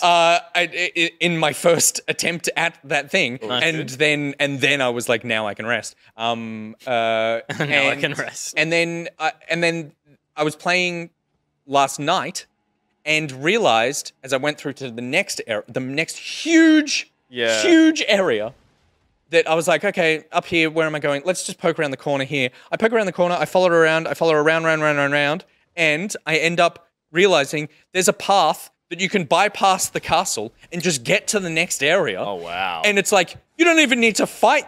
You don't even need to... Sure? Maybe there was something... No. I then double-checked. I looked online. It's like, yeah, you could just totally like, you have to do it at some point because you need the thing. Yeah. But yeah, I mean, Amazing and so then I looked up I got a thing from him and I looked up what I should do with it. And in the looking up process, they said, by the way, you may not have noticed, but there's an entire underground area in that castle. So there's like that's there half the castle I haven't even explored yet. Yeah, oh my God. Jesus. Is that where the cat is? Because I was in the catacombs of the castle. I know where you... Storm Castle Catacombs. No, that's with the little goblins? Which is pretty small, yeah. The fire? Yeah. No, it's but I didn't go up the lift, so I saw that footage of someone using the list to go up. I didn't even think about that. Jumping I think he was a lot further through. Oh. Interesting. Apparently you access it near a lift, so I don't know. Okay. I don't know, maybe. But yeah, I'm rolling a prisoner. So I'm half melee, half magic, and I've never done magic in a Souls game. I'm loving the magic build in the Souls game. I found like the fucking greatest katana in the history of the game called Moonveil, where it's like this. It has bleed damage that also does this magic attack. It like sounds like do that, and it like blasts out this. A lot of the weapons. Yeah. It is every single time I go to a different thing, I'm rewarded with something of an experience in some way. And I also realized, like, the other thing that I think is so special about this is that we just get to see so many more boss designs. Yeah. It's not just the huge bosses, all the mini bosses. It's like that creative from brain, just you get to experience that everywhere in the world. Yeah. I cannot love a video game more than the way that people felt about Breath of the Wild, and I love Breath of the Wild. This is how I feel about this. I really think it's one of the greatest video games ever made, and it's certainly one of my favorite ones. Awesome. People saw me finish Horizon the other day and enjoy a very spectacular credit sequence. Little secret, half of my enjoyment was going, I know what's next. It's like, I loved finishing that game, but a big part of that was knowing that this was sitting right there as the main course afterwards. So I haven't touched it since we talked about it last week, and I'm really glad to hear everything you just said. The size is staggering. It's actually, because there's an area that you can access without, like, finding a shortcut or beating a boss that is way harder than the first area. So it's a later game area, but you can go in there and start doing stuff. And I've done about a third of that. And I was like, oh, this must be the next place I go to. And then I realized, no, the next place is after I beat the boss. And I go through to that next one. And it is just monstrously huge. I've spent 30 hours in this game and I've only just left really the first zone. Yeah. And I think there's like 5. I wonder if there's, like, in this game's production, and we'll move on, but I wonder if there's a point where a game and its studio making it goes, okay, we'll stop here because this is about the length of a game. And there isn't really a hard and fast rule for how long a video game needs to be. And I wonder if this is a point where they said, well, this could have been 2 games, but why stop? And that's a very, I could imagine, a From Software kind of vibe to be like, what if we just kept going and kept going? And now everyone's walking around gobsmacked saying things like, I can't believe it's this big. It's like, well, yeah, they knew that was going to... it was them flexing creatively, but also going, well, why do we have to stop when we get to the end of the castle and the next zone? How do you summon dogs? I picked up a summon other dude. So and I don't have anything for it yet. Okay, I've got a summon spell. You got the bell? No, he's got the spell or not the bell. Okay, but I don't have the dogs, which I assume I'll find on the main path because all the footage I've seen is. Yep. Yeah. You find lots of. I got like a horde of like dudes. The bell is just an item found by doing a classic Dark Souls thing, which is not a spoiler. Just going back to a place you've been. I actually would you like to know? Because totally. Yeah. This is Souls. The first thing is water cooler discussions because that's how you learn. If anyone, the games are the criticism of the user experience online is fair. Yeah. But it's also part of what Dark Souls is this conversation of, I don't understand how this works. And someone's saying, well, I worked it out. And this one in particular it's the first one that everyone helps each other with to be like, it's a nice bit of knowledge to impart onto other people. My browser at home is just tabs of Elden Ring wiki information of like, what is this item, what is this summoning. Thing? We won't talk about that, but summoning has an extra layer of it that I was like, that wasn't told to me. Like, I had to work out how to do that, craft, consume, and something. I was like, no, that's a new part. So with that, what you need to do is you go to that church, you then go follow the golden thing coming out of the thing. That'll take you to another bonfire, and there you'll get your horse. Yeah, and when you get and the ability to level up. Right? And the ability to level up. Yep. And when you get that, then go back to the church bonfire. Yeah, okay. Rest there. Yeah. And then when you wake up, there will be a character, a witch there, and talk to her. Of course. People have missed that, and it means that you haven't gotten the summons. And unlike other Souls games, it wants you to summon all the time. Like the summon system is a huge But hang on, we're talking about summoning NPCs and creatures, which is kind of new versus what I was talking about, which is summoning other people or getting invaded. No, but the game is like, you have these all the time, and there's things before bosses. You definitely want to be doing this. We designed the game with the knowledge that you have these. If you aren't doing this, you are making it so hard on yourself. Don't be in it. And also, we made it hard for you to find this. But also, we did all this, and we told you nothing about it. But we also decided to get you to find a bunch of consumables that you literally, that have a cool icon of 2 wolves, and you go down on D-pad, and he goes, there's that little, I don't know. And so not only is it something you'd miss, it's something you have clues to that you're like, what the fuck is this? And it's like, go back. I mean, that is the game design, right? It's like, they give you part of the puzzle, and so you know that the rest of the puzzle exists. I would say arguably the reason this is set up to show you something cryptic is that the place you go back to right at the start, that church, that you beat that witch, is where the vendor is that you would buy something from. So I think the game assumes at one point you're going to get some coins and say, I'm going to go buy something, and go back and go, what the fuck? She wasn't here before. And that's a very From Software thing, is to return, to speak to people, speak to them 3 more times. Everything the vendor sells is like, you're like, what the fuck does this do? Always so it's like, none of it's like, would you like another health pot? And it's like, yes, I'll come back to you. It's like, would you like a tear? Would you like tattered armor that's worse than your current set? Why do you have this? Well, actually, I need some armor. You do.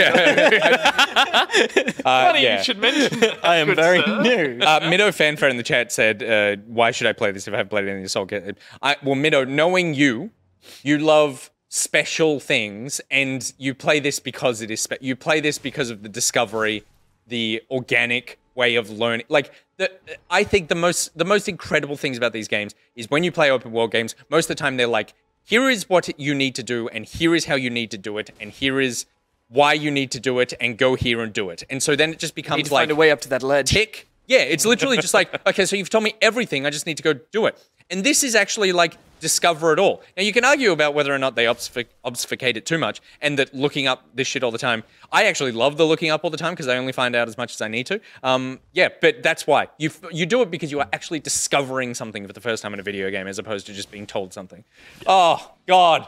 It's so good. Asterix, we will come back and talk more about this, because Peter and I in particular have yet to get really into this, and I'm sure we're going to want to talk about it more when we do. And yes, El Cid, the best experience would be on console to play Elden Ring. At the moment, yes, I'm playing on console. Me too. And I'm thankful that I'm not playing on PC. They've probably fixed some things by now, but apparently it's been quite...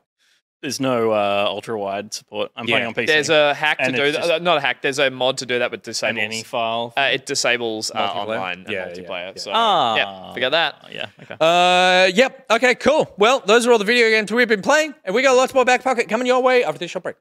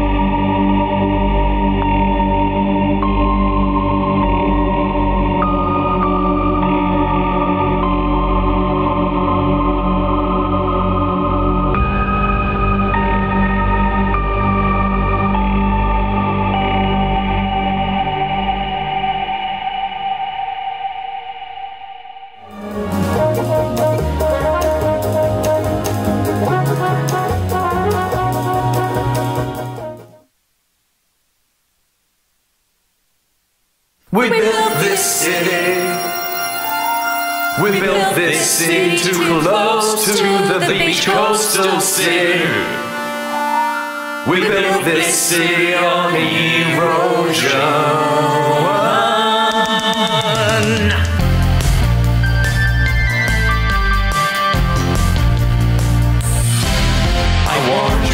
zoned this. It was not the right place.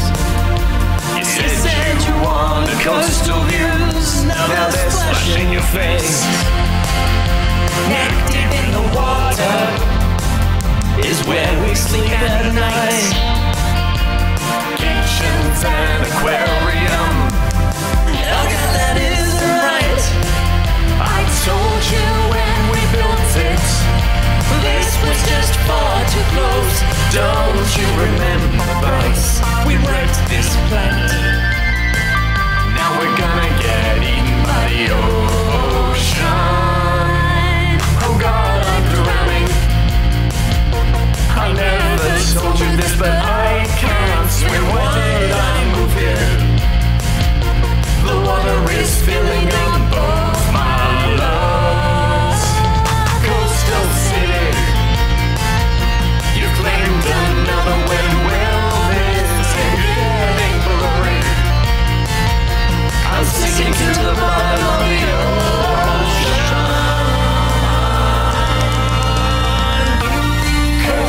Coastal City, it's a coastal city now.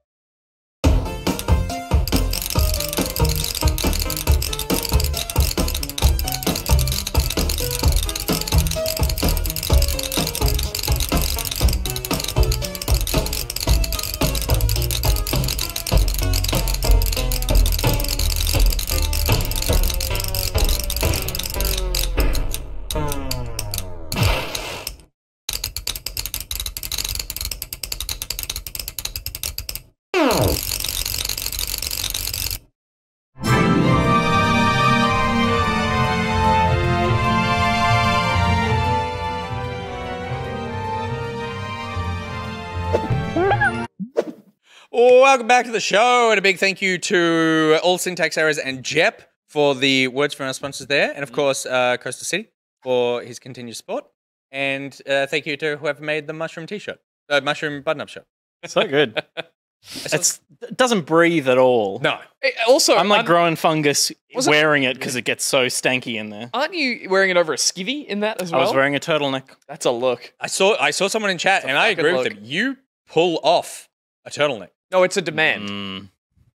It's a pull-off. No, pull off. Oh, right. That turtleneck. You pull off that turtleneck. You get over here. Never again. Oh, no, I'm not going to do it again. Oh, you're not put a bloody turtleneck. Put a bloody turtleneck on it. Very excited. Well, we're very thankful to have AllSyntaxErrors, Jepp, and Coastal City as sponsors of the show through Patreon. But then occasionally, of course, we do have sponsors of the show who aren't through Patreon, and that is the case today because we are very excited that today's episode of the show is sponsored by Aussie Broadband, who we are incredibly excited to have on board the show for a few weeks, this week and a couple more weeks coming up, because Aussie are, without a doubt, the best ISP in the country, and we are, without a doubt, the best gaming variety show named Back Pocket in the country. So it's a match made in heaven. Yeah.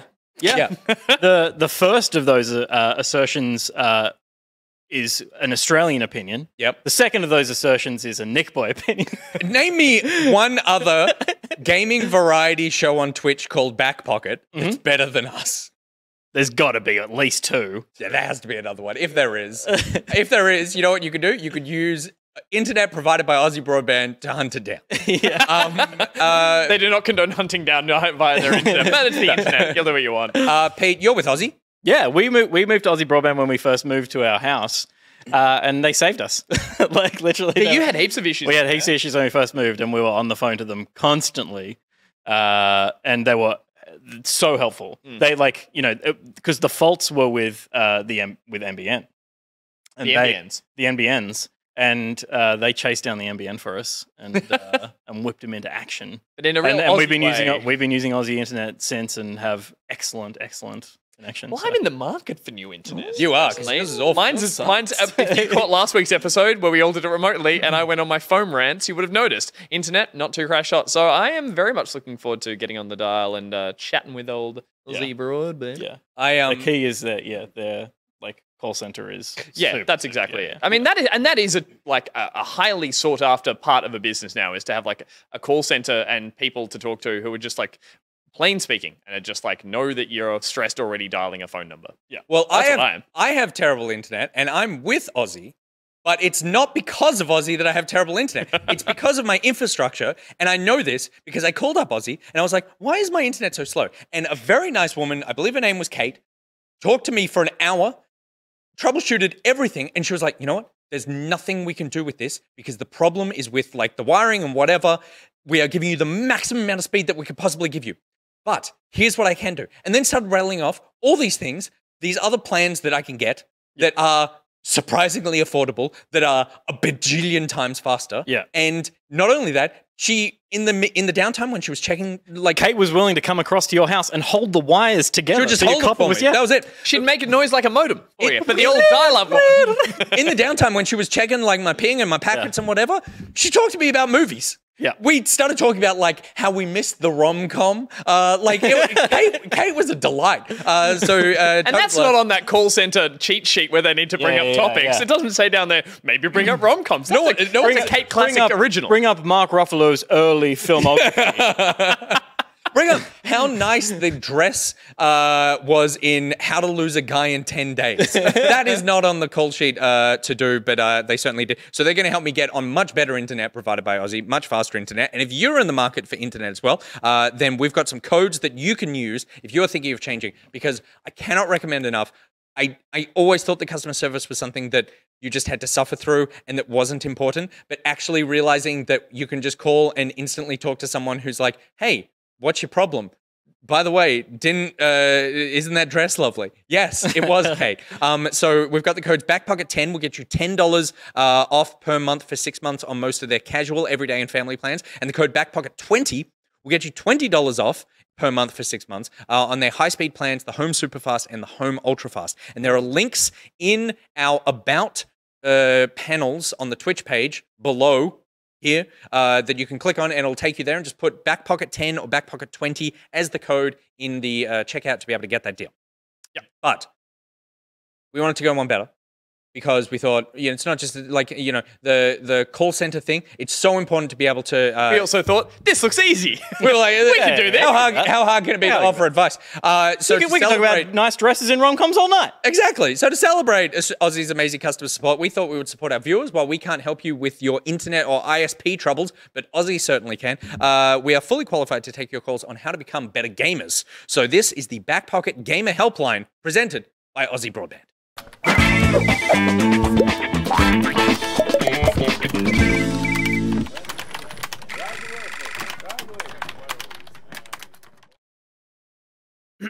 Hello, and welcome to the Backpocket Gamer Hotline. It says, I put a graphic at the bottom. It's the Aussie Gamer Helpline. Welcome to the Aussie Gamer Helpline, powered by Aussie Broadband and Backpocket, the best backpocket on the internet. I believe we actually have a caller on air right now. So, caller, welcome to the hotline, caller. Are you there? Oh, Pocket, thank God you're here. Oh, hi. Now, before you start, I should warn you that this call is being recorded, and anything you say can and will be used against you in a court of law. Yeah. For training purposes. Has been done before. Okay, good. And you also have the right to an attorney, and if you can't afford an attorney, one will be provided for you by the state. Is BuriBuri the one being offered? The only one we have. We can offer those services. Yeah, totally. Yeah. Very good, very good. So could I just start with your name, please? Snail, Baby Rage XD. Baby Rage XD. Hi, Snail. And Snail, you're happy for this call to be recorded? Yes. Okay, great. Are you happy for this call to be projected on the internet in front of an audience? Not particularly, but I guess we'll go with it. Okay. Delete that part of the tape. Snail, can you give us an idea of the problems that you're having tonight? I got a problem with rage. I am constantly rage quitting games. You're constantly rage quitting video games. Okay, can you expand on this at all? Is this a one-off thing? This is happening more recently? I have a horde of unfinished games as well as some console-shaped holes in walls. Console-shaped? Wow. Not controller console? Yeah, it depends on how angry I'm feeling. And Snail, just to clarify, these aren't convenience holes where you store your consoles. These are holes made by said consoles. Is that correct? Yeah, I put posters on my walls for a reason. I don't want the owners to know. Okay, good. The owners? Yeah, I don't want the owners I am to know. renting. So when I move out, I'll say I'm leaving the posters for the next tenant. Yeah, it's all part of, just a package deal. You get my posters, it's fine. Okay, the 10 things I hate about you poster. And Kate Hudson is national treasure. Do you think the next person throws a controller and it goes through the poster and the music from the Shawshank Redemption starts playing? Sorry, that's a very specific reference. Sorry, that's not a rom-com. Okay, so your problem is rage quitting video games. Have you tried turning them off and then back on again? I have returned to many a games. I recently returned to Cuphead, just as frustrating. Okay, that makes sense. Yeah. Well, my advice for that, if you seem to be, do you want to stop the rage quitting or do you want to stop the holes in the wall? Because if you want to stop the holes in the wall, the answer is simple, and that is to sort of have some sort of padded room situation. Put up some blankets, some heavy pillows, maybe game outside, so you can throw these things in a pillow fort. You're suggesting a pillow fort? Potentially, yeah, because obviously rage is part of playing video games, and if you're worried about the breakage, then that could be a solution. I'll put you through to my colleague Angus. Angus, hi, is this Snail I'm speaking with? Absolutely. Hi, Snail. Just on the topic of pillows, can I highly recommend investing in a scream pillow? This is one you use to cover your mouth when you need to expel the rage. It's a great way to just get out of your system, and then you can continue with your gaming. Has that helped your problem at all? Any particular design I should have on that pillow? Look, we offer a range of pillows that can be used for screaming. Of course, there is the shark face. If you feel like a bit of nut chat, you can always scream into a bit of nut chat. And of course, my colleague Nick is displaying here. If you'd like to scream into our logo or into a cute pup, those options are there for you as well. I do love the idea of a cute puppy. There you go. Well, I'm just going to patch you back to Nick on that one. And I'm going to put you through to Peter. Peter, do you have any suggestions? Yes, this is the manager. Oh, no. I love the manager. Look, rage gaming has been part of my life for a long time. And what you need to do is start saving for the inevitable rage. You're not going to... Sorry? Not building up the rage. You got to release the rage. The rage will be released. What you need to do is save up so you can buy an extra console when you throw one through a wall. Yeah. I see. So start a fund. Additional consoles. Okay. Yeah. You want to open up a separate bank account. You want to be putting money for every week you get your paycheck.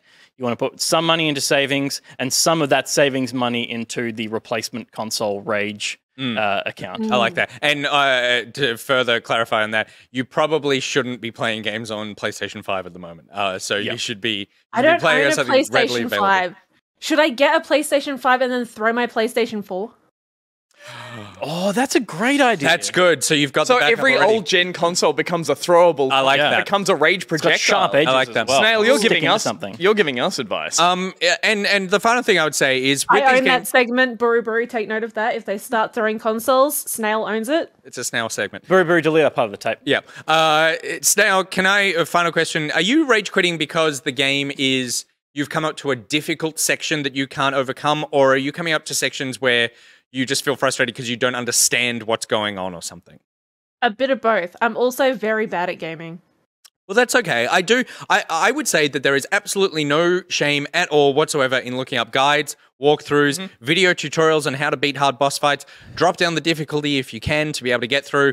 I do think when I hit those inevitable walls sometimes in video games where I feel like I'm just getting so angry and I can't get past it, I instantly turn to YouTube and I'm like, how do I beat this thing? And it doesn't matter if it's cheese method or something, because it's like this.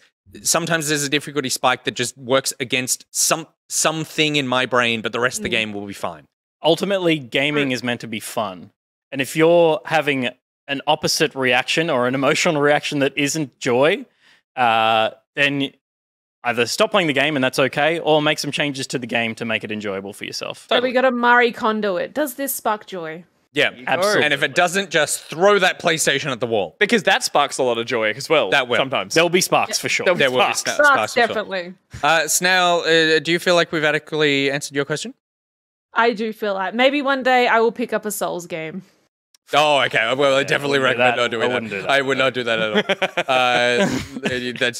That's Start small. Start small. Also, we do have a live text chat here as well, and one of our colleagues, Liz Dahlia Salvatore, said make a controller-shaped stress ball. So you just basically play the video game, you get stressed, but you pick that up and you throw that at the wall instead. We are robots. If you're watching, just make one of your models. I thought the idea was to squeeze the stress ball controller. There you go. Yeah, but you could throw it also. Just make a controller that's made of stress ball, so you squeeze that and then you to relieve the stress, yours. so you don't have to throw anything. Yeah. No, but you could. But if you got a stress ball, you may as well throw it. I'm sorry. I'm cutting. We're gonna have a fight. Cutting in here. It's gonna be a fight. Snail. We can all agree that throwing something is more fun than squeezing something. I mean, I like a good throw. There you go. Thank you very much. I like a good squeeze. And someone else in our text chat also said that who was it? I believe it was Middle C. Joyful is definitely how Pete felt for those 19 hours on Sunday. Oh, so much joy. All right, Snail. Thank you very much. And if you could just stay on the line at the end of this call to enter a short 45-minute survey about how we've answered, that would be fantastic. I'll do that for sure. Thank you very much. Thank you. I think we did a great job. That was good. It's nice helping This people. is easy. Yeah. I don't know what Aussie is so proud about. It's incredibly difficult to solve problems all the time. All right. You feel ready for another call? Sure, let's do it. All right. I'm bringing in. This person says their name is B Mac. B Mac, I believe. Are you on the call? Hello, support team. How are you today? Hang on, I'll take this one. Ready? Hello and welcome to the Aussie Gamer Helpline. This is Gus. How can I help you? Well, thank you, Gus. I have a really important question. Fire away. But to cut a long question short, when you're at the movies, you can eat popcorn by the handful. It doesn't matter. Your hands get sticky. It's a movie. Mm-hmm. But when you're gaming, that stuff, you can't get it on your keyboard, your mouse, your controller, or whatever you're using to interface with your screen at the time. Mm-hmm. So I was wondering if the Aussie Gamer Helpline could recommend how best to get your snack on without making a mess. Interesting. A very good question, and I'm so glad you called. We were discussing this earlier on with my colleagues. I think one of the first things I could recommend is it's maybe to avoid using your fingies when to consume that food. May I suggest possibly using a utensil, such as a pair of tongs, to find that food from the vessel into your mouth, and that way keeping your hands and fingers clean of any such crumbs. Yeah. Tongs are known as the no, you know what?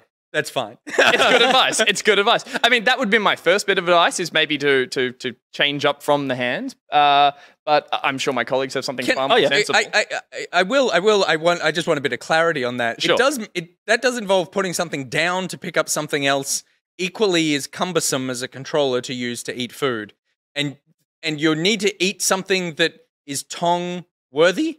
I think we're talking like chips, pretzels, popcorn. Spaghetti. No, I'd steer clear of that. That needs a fork, basically. You never use your hands for that. So that would be my first suggestion. My follow-up would be possibly to just have a spare controller on standby that you just use for while you're eating, and then put that one down afterwards and clean your hands, switch back to your against the wall. Throw that one against the wall, and you're good to go.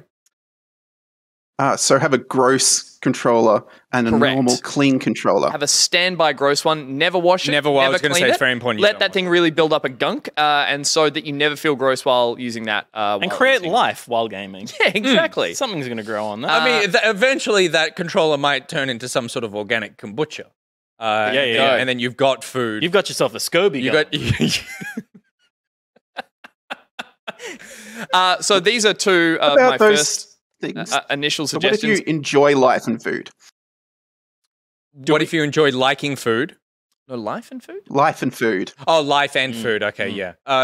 Peter, do you have any suggestions? Yeah, well, again, I'm all for embracing your feelings, or snacking in this instance. The best way to snack is with your fingies. There's no denying. Mm-hmm. So get yourself a gaming bib. Eat the food, have a licky, and then just go have a wipey.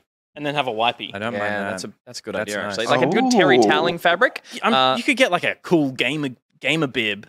Razer like probably a makes Dota 2 bib, an RGB Razer bib. It has like RGB piping around the side. That would be sick. Yeah. Oh, and BMAC, Gus back here again. Never wash that bib. Oh, yes. Never wash that bib. You're allowed to wash the bib in this instance. Oh, okay. Yeah. And then I'm confused. about whether or Do we not wash you're the bib allowed to or wash not? the bib. Don't wash the bib. Don't wash the bib. Yes. I mean, do. Don't wash? You get it. Okay. And then I would say the problem that you're having at the moment, and correct me, just to recap, you like eating food and you like playing video games at the same time. You don't like getting food on your hands, correct? More food on the controllers. Okay, you don't like getting food on the controllers. It's a system. Okay. But you're using your hands on the controllers. Yes. So my suggestion is you need a new set of hands. So you could hire someone to either feed you or play the video game. Now, I'm going to assume that you probably want them to feed you, not play the video game, because therefore, why would you be there at all? At that point, you're just watching Twitch. And also, you called the Aussie Gamer Helpline, not the Aussie Feeder Helpline. Exactly. Yeah. So you're gonna want someone to feed you. You could probably find someone on Airtasker who's up for the job. They can either set up a system where it's a complicated system of pipes. You don't even need to look them in the eye while they're just like, it can be one of those constant systems that's like drip feeding you food over the, or it could be, you know, you're in the middle of something, you're playing Destiny, you mute Discord as a kindship to your fellow gamers, and then say, cheesel me. And then a hand comes in, cheesel, you're good to go. You don't even need to stop gaming. Yeah. Or you could get Patrick Swayze to ghost you with food. I like that. Yeah. And just like essentially pop a cheesel in your mouth every now and then. And if you're wanting more. And as a bonus, you get to lick Patrick Swayze's fingers clean. And then he can rub his hands on your bib. On your bib. You have to be wearing the bib. But I would just like to add to that, for any gamer feeders out there who don't like getting food on their hands, may I recommend tongs? They can also feed you with tongs. Yeah, but then because they don't want to get their hands. Okay, right. So they don't want to get their hands dirty. Yeah, true. So there you go. It's a cycle that needs to be you broken. just spend all time going clicky instead of playing games. That's true, and it will be right next to the microphone. That is true. Do you have anyone in your life right now who would be willing to feed you? The answer to that question is no, and thank you for bringing that up on this chat. Thanks for calling the Aussie Gaming Helpline. We hope you've answered your call adequately. Sorry for making you feel sad. He's gone. Yeah, we left him. I call BMAC back later. I got him out of there. Okay, good. That was harder. That was harder. That wasn't harder. We suddenly I could see that Kate kept it light with just discussions about 10 things I hate about you or how to lose a guy in 10 days. Yeah. But then at some point when you start wading into hey, you in a relationship? Do you want to be? No. Oh, no. What a disappointment. We've got a lot to learn about being we cool. Certainly do. Should we take a short break to just try to Okay. We're just going to place the chat on hold for a second, and we'll be back after this.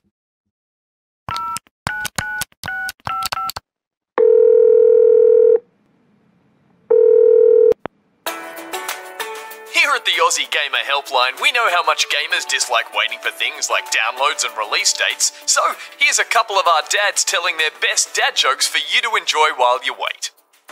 I picked up a catalogue listing 100 different adhesives. I couldn't put it down. Today, my son asked, "Can I have a bookmark?" I burst into tears. 36 years old, and he still doesn't know my name's Jeffrey. I decided to sell my vacuum cleaner. It was just gathering dust. My dad got fired from his job as a road worker for theft. I refused to believe he could do such a thing, but when I got home, the signs were all there. I farted in a lift. It was wrong on so many levels.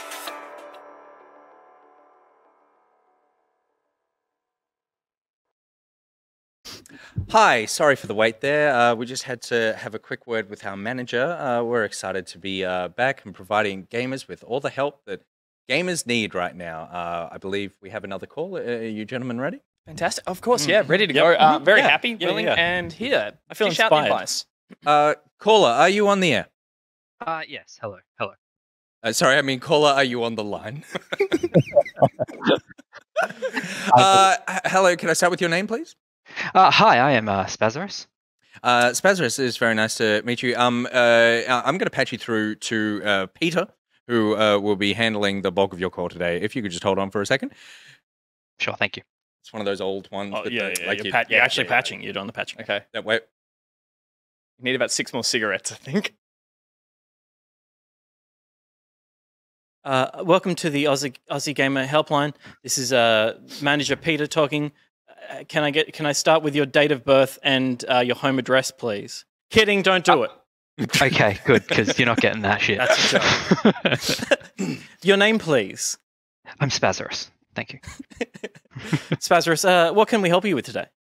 Yes, look, I hope you can help me with this. I'm the father of a very energetic and intriguing toddler, and I'm just struggling to sink the time into the games like I used to. I'm talking stuff like Horizon and Elden Ring. They just slip through it. Just don't have the time to get to these. And I was just wondering if you have any tips on things I can do. Are you a father yourself, Pete?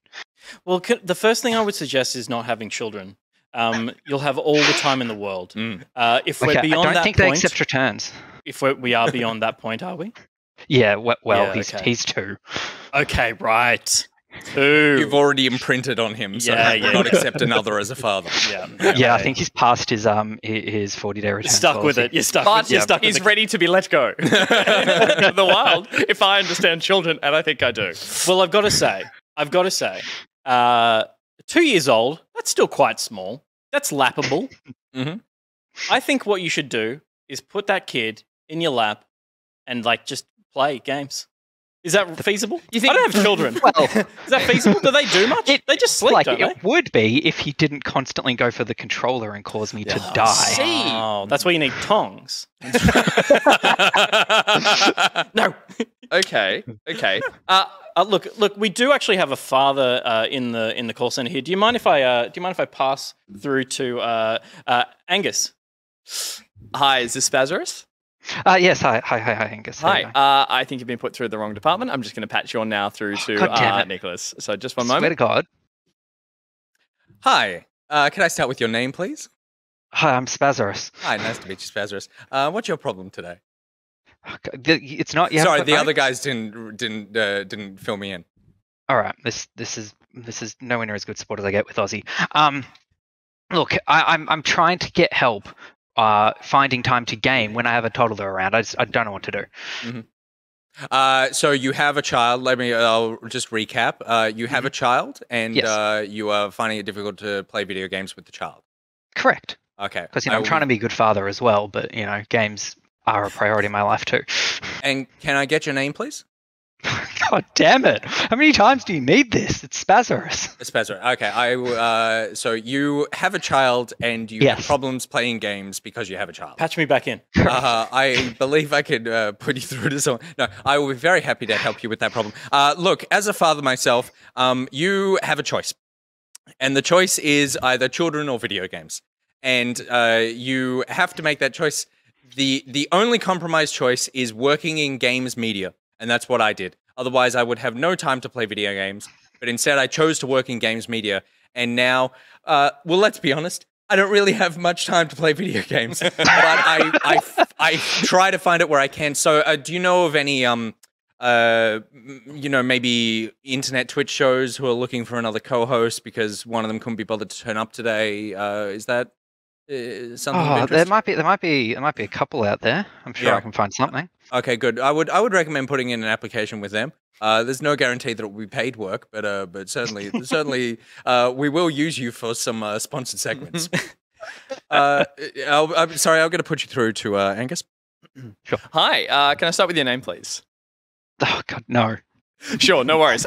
What I would suggest is that I know obviously we're talking games here that are for the appropriate audiences, but at what point does your child know that you're in control of what's happening on the screen?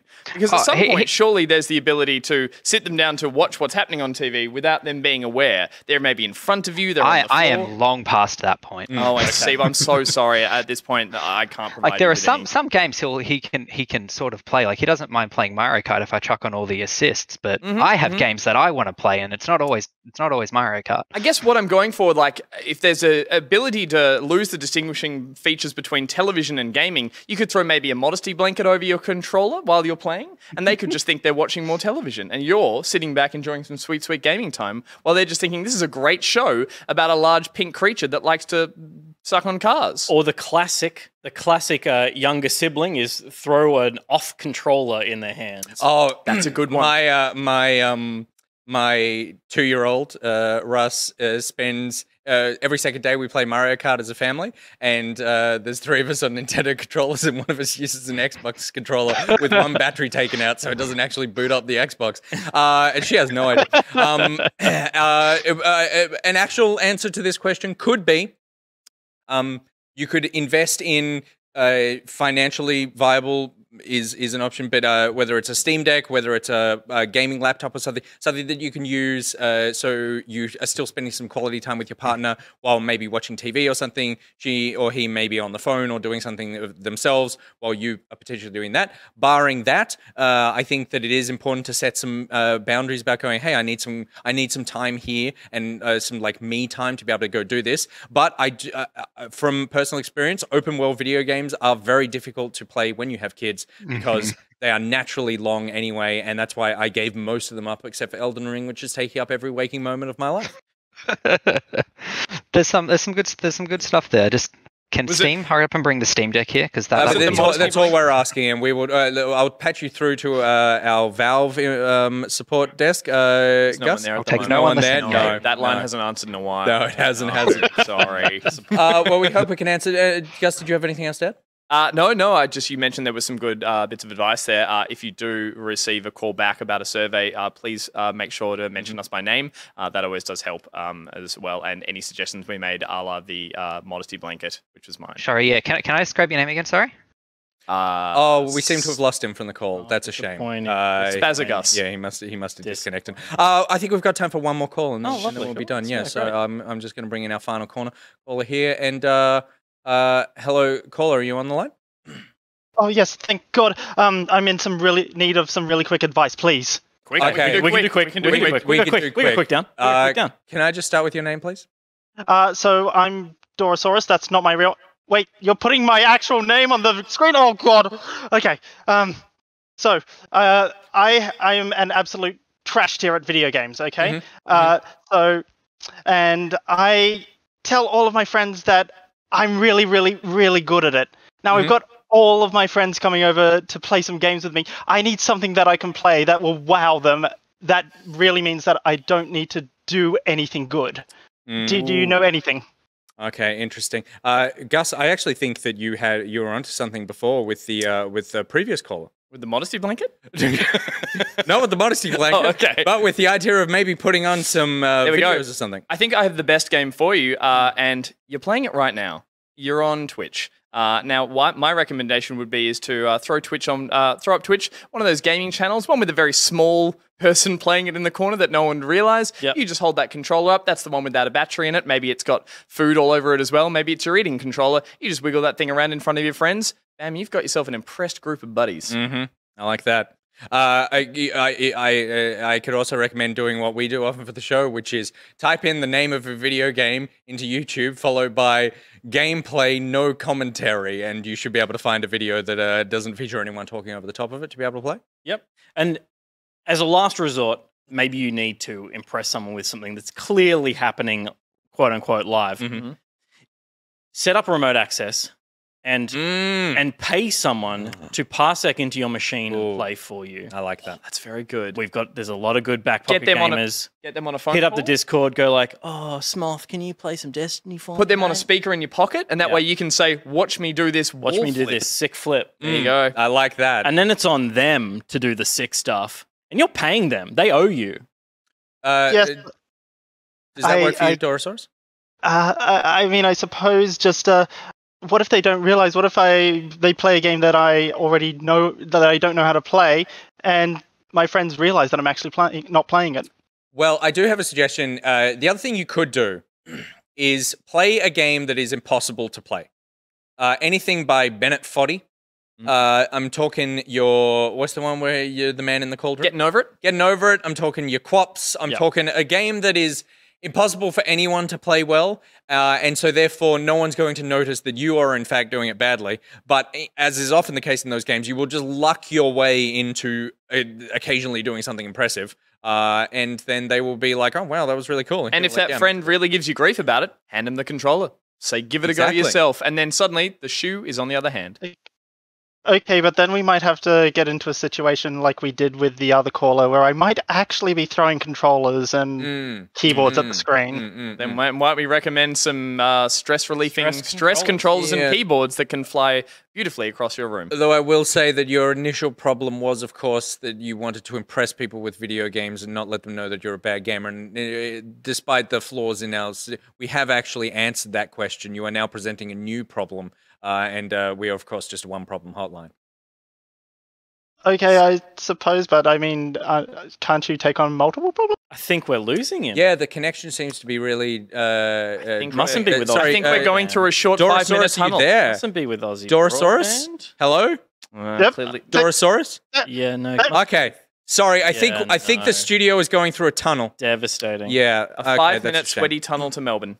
All right. What a great loss. Well, I think that went pretty well. That went as well as it could have, considering we've never done it before. I just feel like all those Aussie broadband customer support people must just get a warm glow every time they go home in the evening. Like, I feel like we really accomplished something today. I don't think I have that glow, but I am envious of what they must have, being able to provide proper service to people compared to what we did.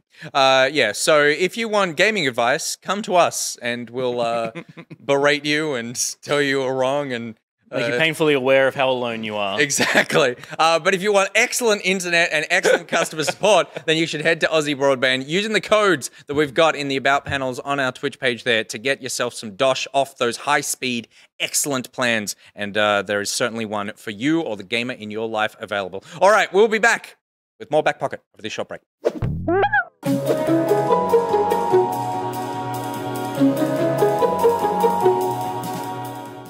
I see a bunch of familiar names in the chat. And Nicrotex, who we've drawn a logo for, said just before the stream started, got my ice cream, got my weighted blanket, let's go. It feels like a very snug way to watch. It's a very safe space to be in to watch a very naughty show. I'm going to infiltrate that weighted blanket. What the hell?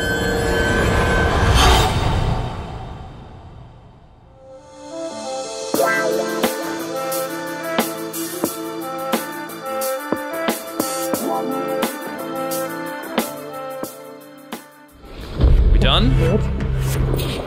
Let's get out of here. Oh shit. What's that? Swim up. Oh no, it's so mean. Ah! Genuine fear, genuine fear, genuine fear. Swim, swim, swim, swim, swim. Oh, me, me, me, me. F off, I hate you. No. That. Just staring at that thing with red headlights. Land guard. Had to swim a bit, but I did. Leave me alone.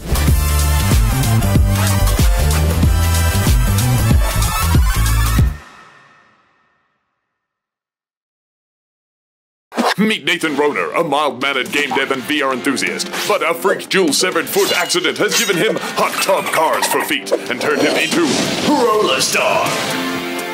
By day, Nathan must deal with the ever-crushing burden of being a brilliant indie game developer.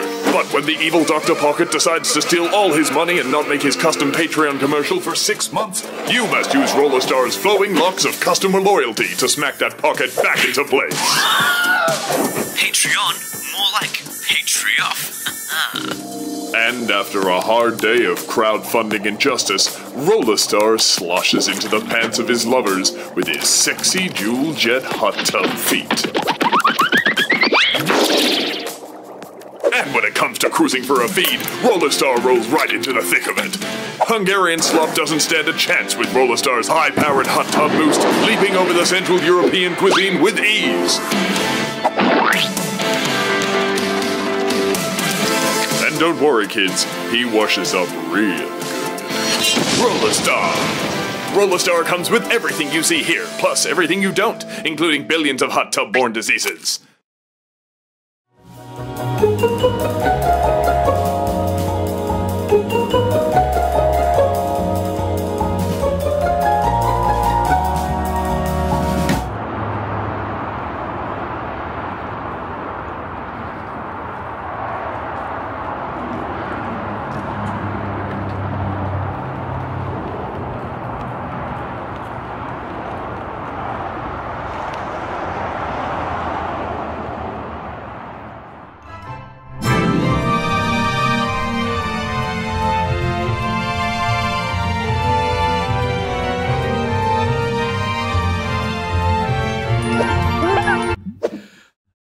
Welcome back to the show. Can we start with your name, please? Welcome back to Back Pocket. And a big thank you to Nicrotex and the Melodic Storm for sending in those words from our sponsors. Of course, Rollerstar. We saw the Rollerstar commercial there. Fan favorite. And Gus. Not really happy with that, are we? Shut up. Together. We spent so long on that. You finished Horizon. Well done. I did. Thank you so much. Yeah, that was a scary moment, but the rest of the game was a delight. And I've still got probably another stream. I'm going to do a pockety Aloy because I love doing the art streams at the end of these. So I'm going to do a pockety version of Aloy, and that can go on the episode we do in a couple of weeks. Yeah, I think so. Sooner rather than later. I guess. For the Game Club wrap up. So we'll do that soon. And speaking of art and design, some of you have noticed that in the Twitch chat we've got a couple of animated emotes. So there's some shaky butts, there's some love hearts, and there's some wavies. And there's a couple more slots, so I'm going to make a couple more of those. But thanks to everyone who was giving me feedback and some ideas for those, because, they're a lot of fun. Because the team certainly didn't. You put a post to the Slack of like, hey, we've got 5 slots. Was it 5? For animated emotes.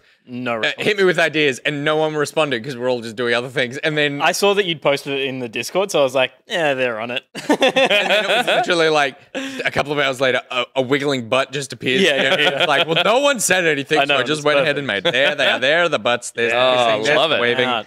Everyone's They're happy hypnotic. and excited. Oh, God. That's sexy Flanders as well. Well, I love that a few people referenced it was all my wasted hours as a kid not doing schoolwork and watching Ren and Stimpy. Really, Ren and Stimpy. Jesus Christ.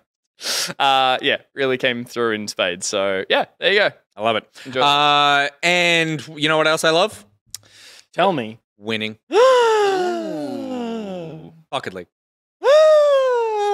Titles. Now.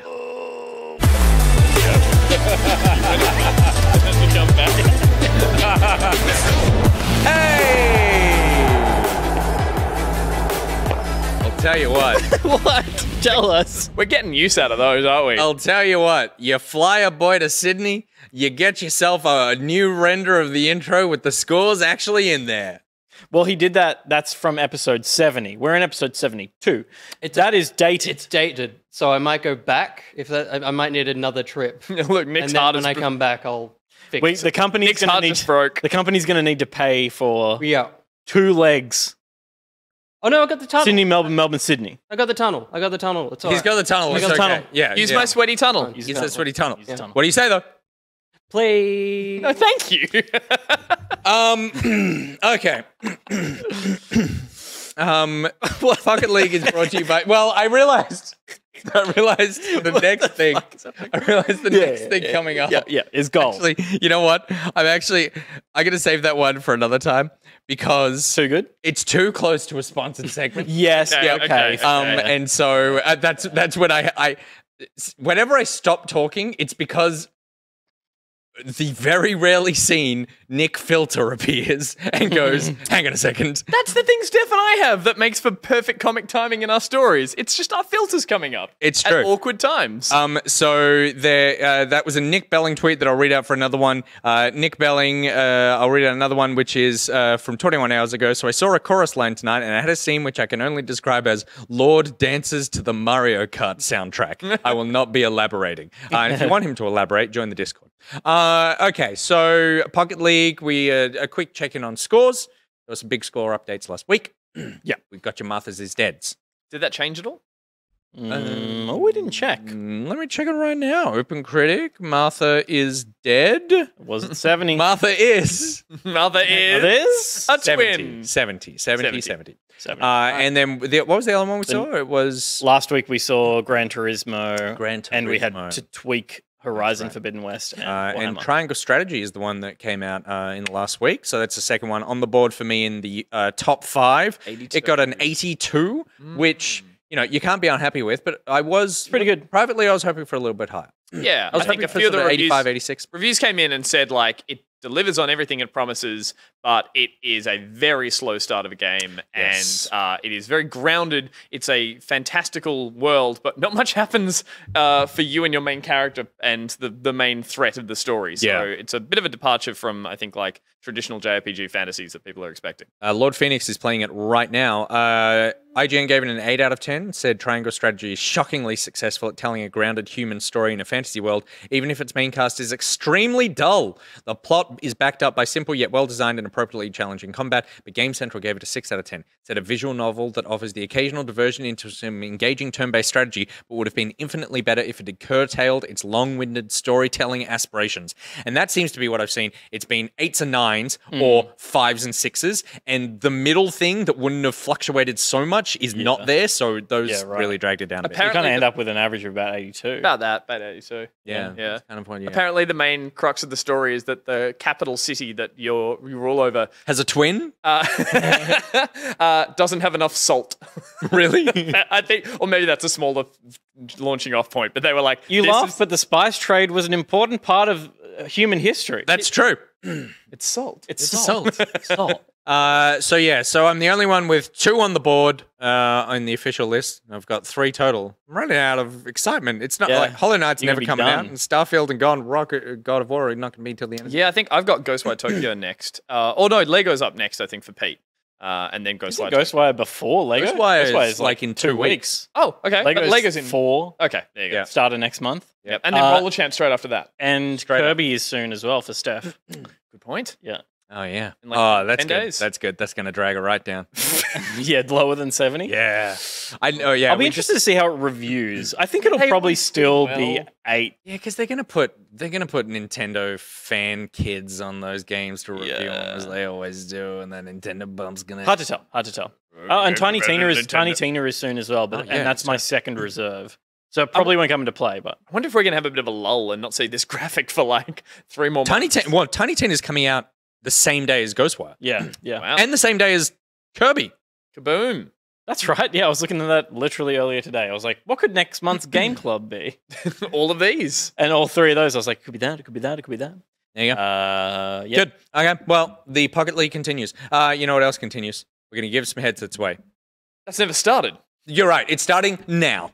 Wait. I forgot we don't have titles. There's no titles. There's no titles for this. But I'll tell you what there is. There's 2 headsets to give away and 2 copies of Destiny 2, The Witch Queen expansion, thanks to SteelSeries. Because, Pete, you and I have been using these this week. Sure have. Arctis Ones. Good headset. Good headset there. I've been, prior to even being engaged by SteelSeries, I was a fan of SteelSeries. I've got a pair of SteelSeries. I've had Arctis 7s for a long time. Did we mention they're the Destiny edition? I don't know if you said that. They are the Destiny edition. These are the Destiny edition Arctis Ones. I wish we could a wired headset with a bunch of Destiny design all over them. White is cool. White is very cool. If only we could open them. If you want to know what they look like in the box, out of the box, then we've got an out-of-the-box unboxing for you to watch right now.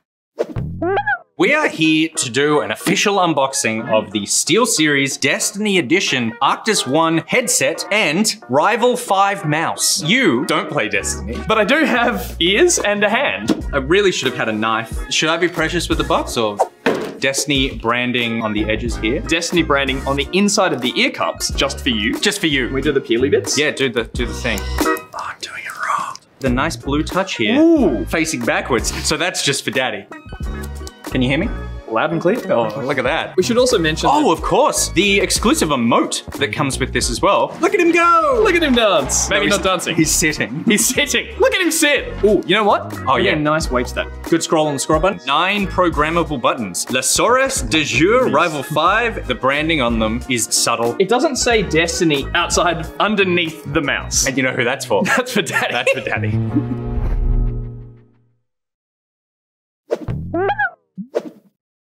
That's for Daddy. It's for glory, but it's also for Daddy. For glory It's and mainly Daddy. For Yeah. This headset is amazing. I wore it all through the Destiny stream as well.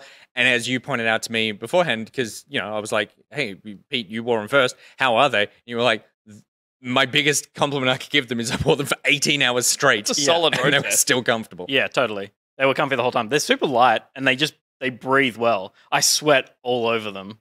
But they were still comfy even after all that. Is that the one we're giving away? Yeah. Oh, no. Oh, No, good. sorry. That one's a special one. Yeah. That one's for Daddy. That was for Daddy. But for glory, these ones, the cool thing about them being 3.5mm wired is that you can plug them into anything. So they'll work with PlayStation, Xbox, all generations. The Switch, your phone. Your Walkman. your Walkman. They would work with your Walkman. If you've still got a working Walkman or Discman. Oh, God, I hope you do. Spin her up. Make sure you use that extra little battery pack that makes it doesn't skip. You have to turn that on. So basically, if you are in chat right now, you have a device that you could plug these Arctis ones into. So there's no reason for you to not enter the giveaway. Exactly. Using the word, when we're going to do a Nightbot roll for both of them, the code word will be Steel Series.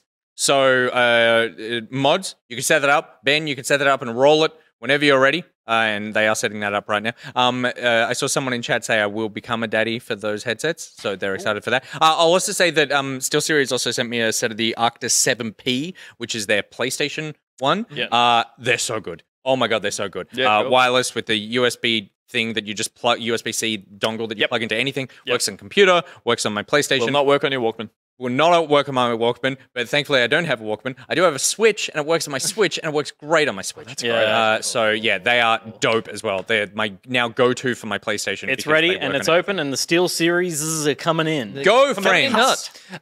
So yeah, also Pete, you played with the little emote, and we saw it. It's basically, I was like, how cool that they're wearing the headphones, but it flips a table. It's gamer rage. It's like a classic gamer rage moment. Yeah, it's Snail.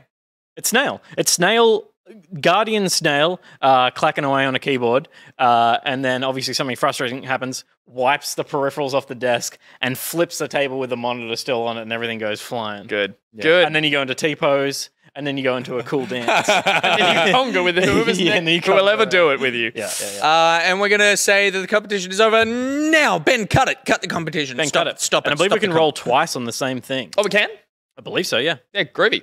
Well, we'll see who wins the first set. Andrews AU has won the giveaway. Andrews, well done on winning yourself a set of the Arctis Ones and limited edition Destiny headsets. And Princess Jingles wins the second. Princess Jingles, welcome to the Steel Series family. Thank you very much, Princess Jingles, for hanging out tonight. You've won yourself, both Andrew and Princess Jingles have won themselves the Steel Series Destiny edition Arctis One white gaming headsets. Put them on your head. Lick the box. And now Vogue a little. Vogue. Okay. Now look at the box as though you want to date it. Look at the box as though you realize that, yes, you are the one I want to spend my life with. Look at the box in that way that it's been 7 years and you're just comfortable. And it's like, you know, you can go out to dinner and just not talk to each other. No, you're not stressed out about it. It's a warm, happy comfort. Look at the box like it's been 12 years now, and it really has been probably enough time with this box. Look at the box as though it's been 18 years. The kids have moved out. We're back to being a loving couple. We've kind of rekindled our love for each other. Look at the box as though, oh, bad news. One of you is sick, but the doctor doesn't know which one. This isn't up.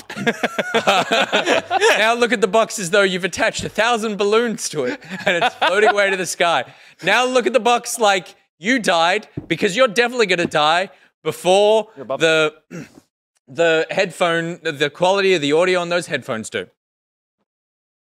I'm floating over mine. Look, it goes as it goes. Now look at the box like you're going to haunt it. Now look at the box like it's been 7 years of haunting, and you're like, you know Patrick's waiting. And the kids are back. The kids moved back into the house. The kids moved back into the house. Okay, good. Anyway, so now who won Jingles and Andrew can do that. Thank you very much, guys, for watching. Thank you very much, Steel Series, for sponsoring a lot of back pocket content over the course of the week. It was very enjoyable, not only using your products, but also being sponsored to play a video game that we're obsessed with right now. So everyone won. We all won. They got their most thorough road test of their product. Oh, they did. They did. Through you, Peter. So we can provide that service to any other companies out there looking to really sweat it up with any. I'll wear anything, and you've seen that on this show. That's true. Okay, cool. That is also the end of our show. Lovely. Because we did it all. And it's 9:23. did it all. That's what happened. There was a document. We were working through the document. Yep. So we're about... Magic of the show is about to be ruined. Yeah. We have a rundown. There's a structure to the show. Nick, there it is, displayed on screen. In all its blown out glory. Blown out glory. Yeah, we'll need people to read it. This Meet of Fanfare's next video is this. So we have a rundown. We work through the rundown. once we get to the end of the rundown, Nick has written there, you've done it all. You've done it all? You've done it all. The show's over. Go home. 9:23. So we were bang on time. Oh, wow. Didn't write the intro, but you wrote that. So I'll read this part. Thank you to the mods for making Discord such an incredible place to be. Gat, Syntax Error, Kit Carnage, Liz Dahlia, Sith Cat, Phoenix Alliance, Sturb778, Jex Caboose, What the Shot. And then thank you to all our back pocket patrons who make the show possible. A huge thanks to our top stitchers. You know who you are, and you all know who they are thanks to their delightful and devilish ads. And now this part. This is where Gus reads. Yeah, this is where Gus reads live. Go. Gus, go. Script, please. You, she, I, she, or an she, everyone. Woohoo. I can't do it. Steph did this better. It's Nathan, not Mason. No, hang on. Will. Oh, you watch out. I'm coming for you. Ponk hard, ponk fast, or ponk slow. The option's yours, but we know who we support, and it's slow ponking. And it's thank you to them for showing us how to do it. Got nipples? Got bees? You need a lawyer then. And Akarash is the one to call, because he's a pirate lawyer bee.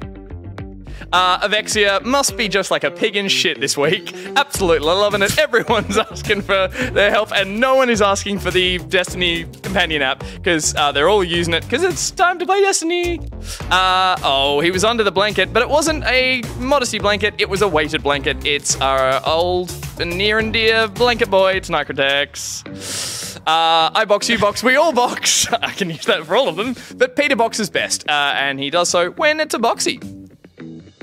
We built this city, then we flooded this city, and then I forgot the lyrics because it's Coastal City. Oh, Nick never goes that high, but I do because Coastal City appreciates it, and then he loves me, and I love him back. Coastal City! What did I do?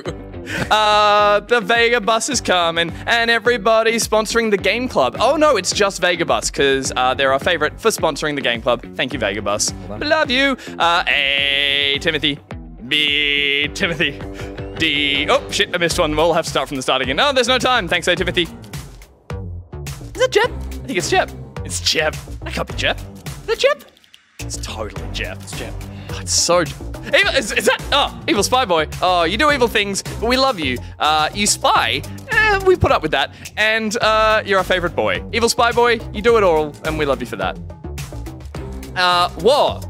Good God, yo. What are they good for? Making custom controllers. I think I got that one verbatim. I'm pretty happy with that one. Yeah. And we are robots that is not needing anything else to be said. It's back.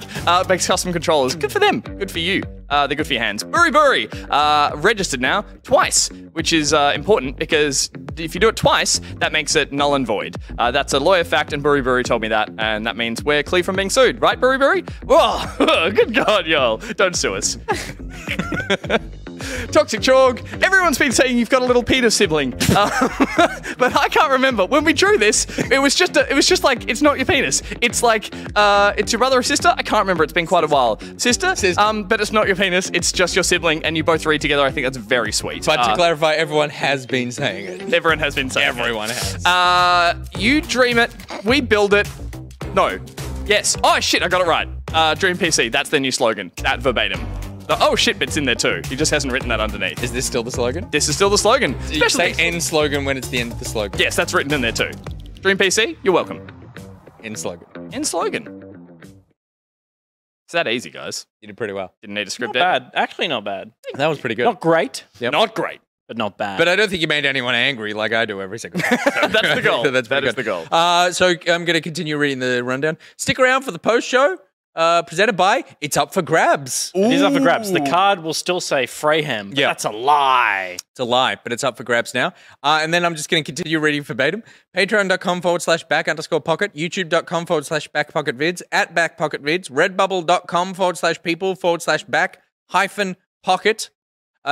Remember to tell Ben keyword for competition.